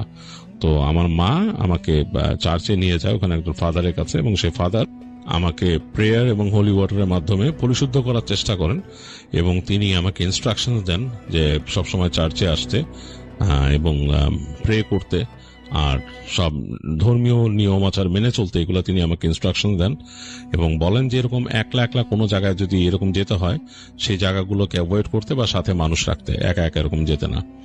যাই হোক, সেখান থেকে আসার পরও আমার যে একেবারে ছেড়ে গেছিল জিনিসটা তা না, আমাকে প্রায় এরকম আমার হতো, মাঝে মাঝে অফ এন্ড অন হতো, এরকম এই জিনিসগুলা ঘটতো আমার সাথে। আস্তে আস্তে জিনিসটা কমে যায় আর কি, জিনিসটা কমে যায়। এবং তারপর তো এরপর থেকে আমি তো কাজ করছি বিভিন্ন রকম জায়গায়, এরপরও গেছি, এবং এই আর্টিফ্যাক্ট নিয়েও কিন্তু আমার সমস্যা হয়েছে। তো সেটা এখন আপনাকে বলতে গেলে আবার একটা বড় স্টোরি হয়ে যাবে। তো যাই হোক, এইটাই ছিল ঘটনা। তো মিনা এই ঘটনাটা সেখান থেকে শুনে, মিস্টেক মিনা, এবং সে বেশ এনজয় করছিল ঘটনাটা। তো সে বলে গুন্থারকে যাওয়ার সময় যে আপনার বাকি যে 2টা ঘটনা আপনি বলছেন আছে, সেটাও শুনতে চাই। তো গুন্থার বলছিল যে হ্যাঁ, পরে এসে কোনো এক সময় শেয়ার করব, এবং পরবর্তীতে গুন্থার কিন্তু এসে ঘটনা বাকি 2টাও শেয়ার করছে মিনার কাছে। তো মিস্টেক মিনা কোনো সময় বের করে কখনো সেটা আমার কাছে হয়তো লিখে পাঠাবেন। আসসালামু আলাইকুম ভাইয়া, আমি একটা ঘটনা শেয়ার করতে চাই। এই ঘটনাটা টাঙ্গাইলের এক পুরনো সরকারি হাসপাতালের ঘটনা। ভাইয়া, হাসপাতালের ঘটনা যেহেতু, একটু প্লিজ শেয়ার করবেন, কেননা হাসপাতালের ঘটনাগুলো সবাই বেশি পছন্দ করে। হাসপাতালটা অনেক পুরনো, ব্রিটিশ আমলের বিল্ডিং। দিনের বেলা ভিড় লেগেই থাকে, কিন্তু রাত হলেই পুরো পরিবেশ বদলে যায়। করিডোরের লম্বা আলোগুলো আধো আলো জ্বলে, আধো আলো নিভে থাকে। দেয়ালের পোস্টার খসে পড়েছে, প্লাস্টারগুলো। আর রাত 2টার পর যেন পুরো বিল্ডিংটা অন্যরকম হয়ে যায় একা একাই। সেদিন ছিল নতুন নার্স, নাম তার মেহেরিন। এই মেহেরিনের সাথে প্রথম নাইট ডিউটি হয়, মানে তার জীবনে, মেহেরিনের জীবনে। সবাই তাকে আগেই সাবধান করেছিল যে 3 নম্বর যে ওয়ার্ড আছে, এই ওয়ার্ডের শেষ বেডে যেও না। তাও আবার রাত 2টার পরে একদম ইঙ্গিত করে বলেছিল। তো মেহেরিন বলল, কেন? তো মেহেরিন উত্তর দিল, অযথা প্রশ্ন করো না। মেহেরিন আবার খুব ডাটের মেয়ে ছিল। মেহেরিন এসব বিশ্বাস করতো না। সে ভাবলো পুরনো হাসপাতাল একটু শব্দ হলেই সবাই ভূত বানায়। রাত 1:45, পুরো ওয়ার্ড চুপচাপ, শুধু সালাইনের টুপটাপ শব্দ। দূরে কোথাও একটা স্ট্রেচারের চাকা কিচকিচ করে উঠল, অথচ ওদিকে কেউ থাকার কথা না। রাত যখন 2:30, হঠাৎ 3 নম্বর ওয়ার্ড থেকে একটা বেল বেজে উঠল টিং টিং করে। মেহেরিন রেজিস্টার দেখে অবাক হয়ে গেল। ওই বেডে তো কোনো রোগী ভর্তি নেই, তবুও দায়িত্ব বলে কথা। সে রাতের ডিউটি যেহেতু করতেছে, তাই সে ধীরে ধীরে ওই করিডোর দিয়ে হাঁটতে লাগলো। যে ওই করিডোরের শেষ আলোটা কাঁপছিল সে দেখলো। ওর মনে একটা প্রশ্ন আসছে যে এই সময় কে হতে পারে ওখানে। তো যাই হোক, দেয়ালের ছায়া লম্বা হয়ে অদ্ভুত আকার নিচ্ছিল। সে গিয়ে দেখলো বেড পুরোপুরি ফাঁকা, কিন্তু বেডের উপর সাদা চাদরটা যেন কেউ চাপা দিয়ে শুয়ে আছে। ওই চাদরটা এমনভাবে ওঠানামা করছে। মেহেরিন কাছে গিয়ে ওই চাদরটা টান দিল এবং দেখলো নিচে কেউ নেই, ফাঁকা। কিন্তু হঠাৎ তার পেছনে কানে গরম নিঃশ্বাস। তুমি আমার জায়গায় কেন দাঁড়িয়ে আছো? সে ঘুরে তাকাতে দেখে কেউ নেই, কিন্তু ওই পাশে আয়না ছিল। ওই আয়নায় বেডের ওপরে একজন রোগী বসে। সে চুপ করে মাথা নিচু করে আছে, তার মাথা ব্যান্ডেজে ঢাকা। ওই ব্যক্তিটির চোখ নেই, শুধু কালো ফাঁকা গর্ত। মেহেরিন চিৎকার করে উঠল। আয়নার ভিতরের রোগী ধীরে ধীরে হাত তুলে ইশারা করলো, এসো। লাইট হঠাৎ করে পুরো ওয়ার্ডের লাইট অফ হয়ে গেল। অন্ধকার, কেবল একটা শব্দ। এই শব্দটা ওই স্ট্রেচার গড়ানোর শব্দ। ধীরে ধীরে ঠিক পিছনে এসে থামলো এবং তার কাঁধে ঠান্ডা এক হাত পড়ল। তোমার শিফট শেষ হয়নি এখনো? এরকম করে প্রশ্ন করলো। পরের দিন সকালে যত স্টাফরা ছিল তারা মেহেরিনকে খুঁজে পেল 3 নম্বর ওয়ার্ডের বেডে শুয়ে থাকতে অবস্থায়। সে বেঁচে আছে, কিন্তু মেহেরিন কথা বলছে না। চোখ দুটো ফাঁকা হয়ে গেছে, যেন কারো দিকে তাকিয়ে আছে, যে অন্যরা দেখতে পাচ্ছে না। আর রেজিস্টারে নতুন একটা নাম যোগ হয়ে আছে, বেড নাম্বার 3, রোগীর নাম মেহেরিন। অবস্থা স্থিতিশীল। সে রাত 2টোর দিকে ডিউটি করতে করতে এমন অবস্থা হয়েছে। আর মেহেরিন যদি তার এই অস্বাভাবিকতাকে ধরে রাখতো, তাহলে মনে হয় না যে তাকে ওই 3 নম্বর বেডের ওই রোগী হিসেবে দেখতে হতো। ওই যে আগেই তাকে সাবধান করে দিয়েছিল, কিন্তু সে তো তার সাবধানতা অবলম্বন করেনি। তো টাঙ্গাইলের এক পুরনো হাসপাতাল, এই হাসপাতালটা নিয়ে অনেকজন অনেক কথা বলেছে। মেহেরিনকে যে 3 নম্বর বেডে পাওয়া গিয়েছিল, সেদিন থেকে হাসপাতালের এক অদ্ভুত পরিবর্তন শুরু হয়। সে চুপচাপ থাকে, কারো দিকে তাকায় না, শুধু মাঝে মাঝে ফিসফিস করে বলে, ওরা নিচে অপেক্ষা করছে। এবার ডাক্তাররা ভাবলো এটা কোনো ট্রমা হবে, কিন্তু এক বৃদ্ধ ওয়ার্ড বয় করিম চাচা চুপ করেছিল। মনে হয় সে জানতো নিচে মানে কি। হাসপাতালের নিচতলায় একটা পুরনো মর্গ আছে, এখন ব্যবহার করা হয় না। লাল রঙের এক লোহার দরজা, বাইরে বড় বড় তালা। কথায় আছে অনেক বছর আগে রাত 2টোয় এক রোগী অপারেশন টেবিলে মারা গিয়েছিল। বিদ্যুৎ চলে গিয়েছিল। অন্ধকারে ডাক্তাররা ভুল করে তাকে মৃত ঘোষণা করে মর্গে পাঠায়, কিন্তু সে তখনও বেঁচে ছিল। সকালে যখন দরজা খোলা হয়, দেখা যায় মর্গের ভিতর দেয়ালে রক্ত দিয়ে আঁচড় কাটা, নখ ভেঙে গেছে, আর তার মুখে জমাট বাঁধা আতঙ্ক। তারপর থেকেই 2টার পর বেল বাজে একা একা। আবার রাত 2টা। মেহরিনকে সেদিন বেঁধে রাখা হয়েছিল বেডে। হঠাৎ সে নিজেই উঠে বসে, চোখ খোলা, কিন্তু চোখের ভিতর শুধু কালো। সে ধীরে ধীরে বলে ও একা থাকতে পারে না, ও কাউকে চাই সাথে। ঠিক তখনই পুরো হাসপাতালের লাইট নিভে যায়, জেনারেটরও কাজ করে না। করিম চাচা বুঝে যায় সময় হয়ে গেছে। সে দৌড়ে নিচতলায় যায়, দেখে লাল দরজার তালা মেঝেতে পড়ে আছে। ভেতর থেকে ঠান্ডা বাতাস বের হচ্ছে, আর সেই পুরনো স্ট্রেচার নিজে নিজে বাইরে বেরিয়ে হয়ে আসছে। স্ট্রেচারের উপর কেউ নেই, কিন্তু চাদরটা ফুলে আছে, যেন কেউ শুয়ে আছে সেখানে। হঠাৎ করিম চাচার পিছন থেকে এক শব্দ, আজ আমার শিফট শেষ, এখন ওর পালা। সে ঘুরে দেখে মেহরিন দাঁড়িয়ে আছে, কিন্তু তার মুখের এক পাশে ছায়ায় ঢাকা, আর ছায়ার ভিতর অন্য একটা মুখ। সে হাসছে।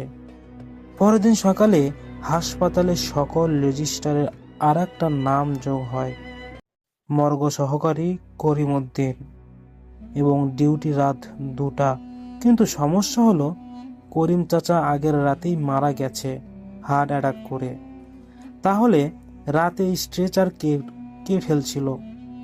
এখনো ওই হাসপাতালে কেউ নাইট ডিউটি নিতে চায় না, কারণ ঠিক 2টোই ফাঁকা করিডরে 2টো জোড়া পায়ের শব্দ শোনা যায়, একটা টেনে হাঁটার আর একটা ধীরে ধীরে অনুকরণ করার।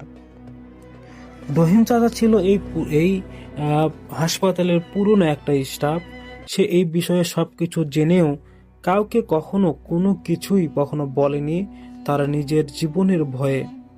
ডাক্তাররা তাকে ভুল করে মৃত ঘোষণা করে যখন সেই মর্গে রেখে এসেছিল, এই বিষয়টা ওই ডাক্তাররা ছাড়া একটা ব্যক্তিই জানতো, সেটা হচ্ছে করিম চাচা। তো করিম চাচা এই বিষয়টি লুকানোর কারণে ওই আত্মাটা বারবার তার থেকে প্রতিশোধ নেওয়ার চেষ্টা করে। একই রাগ, একই ক্ষোভ। সেটা হচ্ছে তিনি মৃত নয়, করিম চাচা জানার পরেও যে ডাক্তারদের বলেনি এটার পিছনে আসল রহস্যটা কি, তা কিন্তু খুঁজে বের করার চেষ্টা করেছিল। এর মাঝে কয়েকজন এই বিষয়টা নিয়ে খুবই মাতামাতি করছিল, এবং তারা চাচ্ছিল যে এই বিষয়টা যেন ধামাচাপা যাক। রহিম চাচার এই লোভ, তিনি এই বিষয়টি জেনেও গোপন করেছিল কিছু টাকার লোভে। এখন সেই টাকা দিয়ে আর কি হবে, এবার প্রতিশোধের পালা চলে এসেছে। মেহরিনকে নেওয়ার পিছনেও কোনো কারণ ছিল, সেটা হচ্ছে যে অপারেশন করেছিল তার একমাত্র মেয়ে ছিল মেহরিন। ওই ডাক্তাররা তো স্বাভাবিক মৃত্যু হয়ে গিয়েছিল। তারপরে যখন মেহরিন আসলো, এই মেহরিনের উপরে এই প্রতিশোধটা নিল এই বৃদ্ধ মুরব্বী আত্মাটা। এবার করিম চাচাকেও নিয়ে নিল। এখন সে শান্ত, এবং পুরো করিডোর জুড়ে আর কোনো ভয়ের ছাপ নেই। আবার স্বাভাবিকভাবে হাসপাতালগুলো চলছে। তো আমি এটাই বলবো, সবাই এর থেকে শিক্ষা নেবেন, কখনো কারো ক্ষতি করবেন না। আর ক্ষতি করতে গেলে কিন্তু আপনাদের সবার সেই ক্ষতিগ্রস্ত হতে হবে। এই ছিল ঘটনা। সবাই ভালো থাকবেন, সুস্থ থাকবেন। আসসালামু আলাইকুম। ডিয়ার লিসেনার, আজকের এই ঘটনাগুলো যারা শুনলেন, কেমন লাগলো আপনাদের ঘটনাটি তা অবশ্যই কমেন্ট করে জানাবেন। আমরা প্রতিনিয়ত আপনাদের জন্য এইরকম ভয়ঙ্কর সকল ঘটনা বাছাই করে থাকি। আপনারা যারা যারা আমাদের মতো ঘটনা শুনতে ভালোবাসেন তারা অবশ্যই আমাদের চ্যানেলটিকে সাবস্ক্রাইব করবেন, কেননা আমরা প্রতিদিন আপনাদের চয়েস অনুযায়ী আমরা কিন্তু ঘটনাগুলো আপলোড করে থাকি। আপনারা কে কোথা থেকে ঘটনাগুলো শুনছেন, কে কোথা থেকে ঘটনাগুলো দেখছেন তা কমেন্ট করে জানাবেন। আমরা আপনাদের জন্য প্রতিনিয়ত এইরকম ভয়ঙ্কর সকল বাছাই করা ঘটনা নিয়ে আসব। আপনারা জানেন আমরা প্রতিদিন আপনাদেরকে বলি আমরা সুন্দর একটি ঘটনা নিব, বিভিন্ন জায়গা থেকে বাছাই করে যদি 2-3টে নেওয়া হয় সেগুলো ঘটনা স্পেশাল ঘটনা হয়। আর আমরা সর্বদাই চাই আপনাদেরকে একটা থমথমে পরিবেশের মধ্যে পাঠানো। আমরা সবসময় চাই আপনাদেরকে এমন একটা শান্তি বা ভূতের গল্প শোনার মধ্য দিয়ে আনন্দ দিতে, তা মনে হয় না আর কেউ চায়। আমরা আপনাদের কথা ভেবে অনেক কষ্ট করে বিভিন্ন জায়গা থেকে ঘটনাগুলো শুনে শুনে সেখান থেকে বের করে আপনাদের কি ভালো লাগবে, যেমন অনেকেই লিখেছিলেন অ্যাম্বুলেন্স ঘটনা খুব ভালো লাগে, অনেকেই লিখেছিলেন শ্মশান ঘাটের ঘটনা খুব ভালো লাগে, অনেকেই লিখেছিলেন ভাইয়া আমাদের খুবই ভালো লাগে যে আপনি যদি আমাদেরকে বিভিন্ন জায়গা থেকে আজরাফেল ভাইয়ের মেইল শোনান। আমরা কিন্তু এটাও করি, আপনারা সবাই মিলে আমাদেরকে সাপোর্ট করবেন। আপনারা যারা যারা ভূত ফিল্ম শুনতে ভালোবাসেন বা আপনার ফ্যামিলির কেউ বা আপনার কোনো ফ্রেন্ড সার্কেল যদি শুনতে ভালোবাসে তাহলে অবশ্যই আপনারা সেই ফ্রেন্ড সার্কেলকে বা ফ্যামিলিকে বিষয়টি জানিয়ে দেবেন এবং সেই বিষয়গুলো আমাদেরকে বলবেন। লিসেনার্স, আমরা আজকে এই ধরনের ঘটনা দিয়েছি, যদি আপনাদের পছন্দ হয় তাহলে নেক্সট দিনগুলোতেও আমরা এইরকম ঘটনা আরও দিব। আর পরবর্তীতে কার কণ্ঠে আপনারা ঘটনা শুনতে চান তা অবশ্যই আমাদেরকে কমেন্ট করে দেবেন। আমরা আপনাদের কথা অনুযায়ী, আপনাদের ঘটনা অনুযায়ী, আপনাদের ভালো লাগা অনুযায়ী আমরা কিন্তু আপনাদের মন মতো ঘটনাগুলো এই চ্যানেলের মাধ্যমে উপস্থাপন করব। আমাদেরকে অনেকজন অনেক জায়গা থেকে বিভিন্ন ধরনের ঘটনা পাঠাচ্ছেন। আমাদের টপ ভূত এফএম চ্যানেল কিন্তু সর্বদাই তাদেরকে সাপোর্ট দিয়ে আসছে এবং তাদের সবাইকে কিন্তু বলে আসছে যে অবশ্যই অবশ্যই আমি আপনাদেরকে এই বিষয়ে সাপোর্ট দিব এবং বলে আসছে যে আমরা যে ঘটনাগুলো দিব এটা করবেন। আমরা সাথে সাথে সেই ঘটনাগুলো মানে যারা মেইল করে, অনেকে ভয়েস মেইল করে, সবার ঘটনা নিয়ে কিন্তু সাথে সাথে সেই দিনই আমরা পাবলিশ করে দিই। অনেকের ঘটনা এত চমৎকার ভাই, অনেকের জীবনের সাথে ঘটে গিয়েছে, কারো দাদার সাথে ঘটে গিয়েছে, বিভিন্ন জায়গা থেকে কালেক্টেড করেছে। তারা যে ঘটনাগুলো দিচ্ছে খুবই খুবই চমৎকার এবং হৃদয় বিতরক ভয়ঙ্কর ঘটনা। আমি ঘটনাগুলো পড়ে নিজেও চুপ হয়ে শুনি যে এইসব ঘটনা আমার অডিয়েন্সের সাথে ঘটেছে। খুবই খুবই আমি ওই ঘটনা শুনে ভয়ঙ্কর আনন্দিত হই, খুবই ভালো লাগে। তাই আমি বলছি আপনাদেরকে, যদি আপনাদের কাছে কোনো ভয়ঙ্কর ঘটনা থাকে তাহলে অবশ্যই আমাকে সেই ঘটনাটি শেয়ার করবেন। ধন্যবাদ, আসসালামু আলাইকুম। আজকের মতো এখানে বিদায় নিতে যাচ্ছি। পরবর্তীতে কার কণ্ঠে ঘটনা শুনতে চান তা অবশ্যই বলবেন। আমরা বাবু ভাইয়ের ঘটনা, আফনান ভাইয়ের ঘটনা, ডক্টর আলিফ ভাইয়ের ঘটনা, সাবিত আলম ভাইয়ের ঘটনা সহ আরও অনেকের ঘটনা এই চ্যানেলের মাধ্যমে তুলে ধরি। তো যাই হোক, বিদায় নিচ্ছি। সবাই ভালো থাকবেন। সবাইকে রমজান মুবারক। সবাই রমজান মাসে রোজা রাখবেন, 5 ওয়াক্ত নামাজ পড়বেন। এই পর্যন্তই। সবাই ভালো থাকবেন, সুস্থ থাকবেন। আসসালামু আলাইকুম।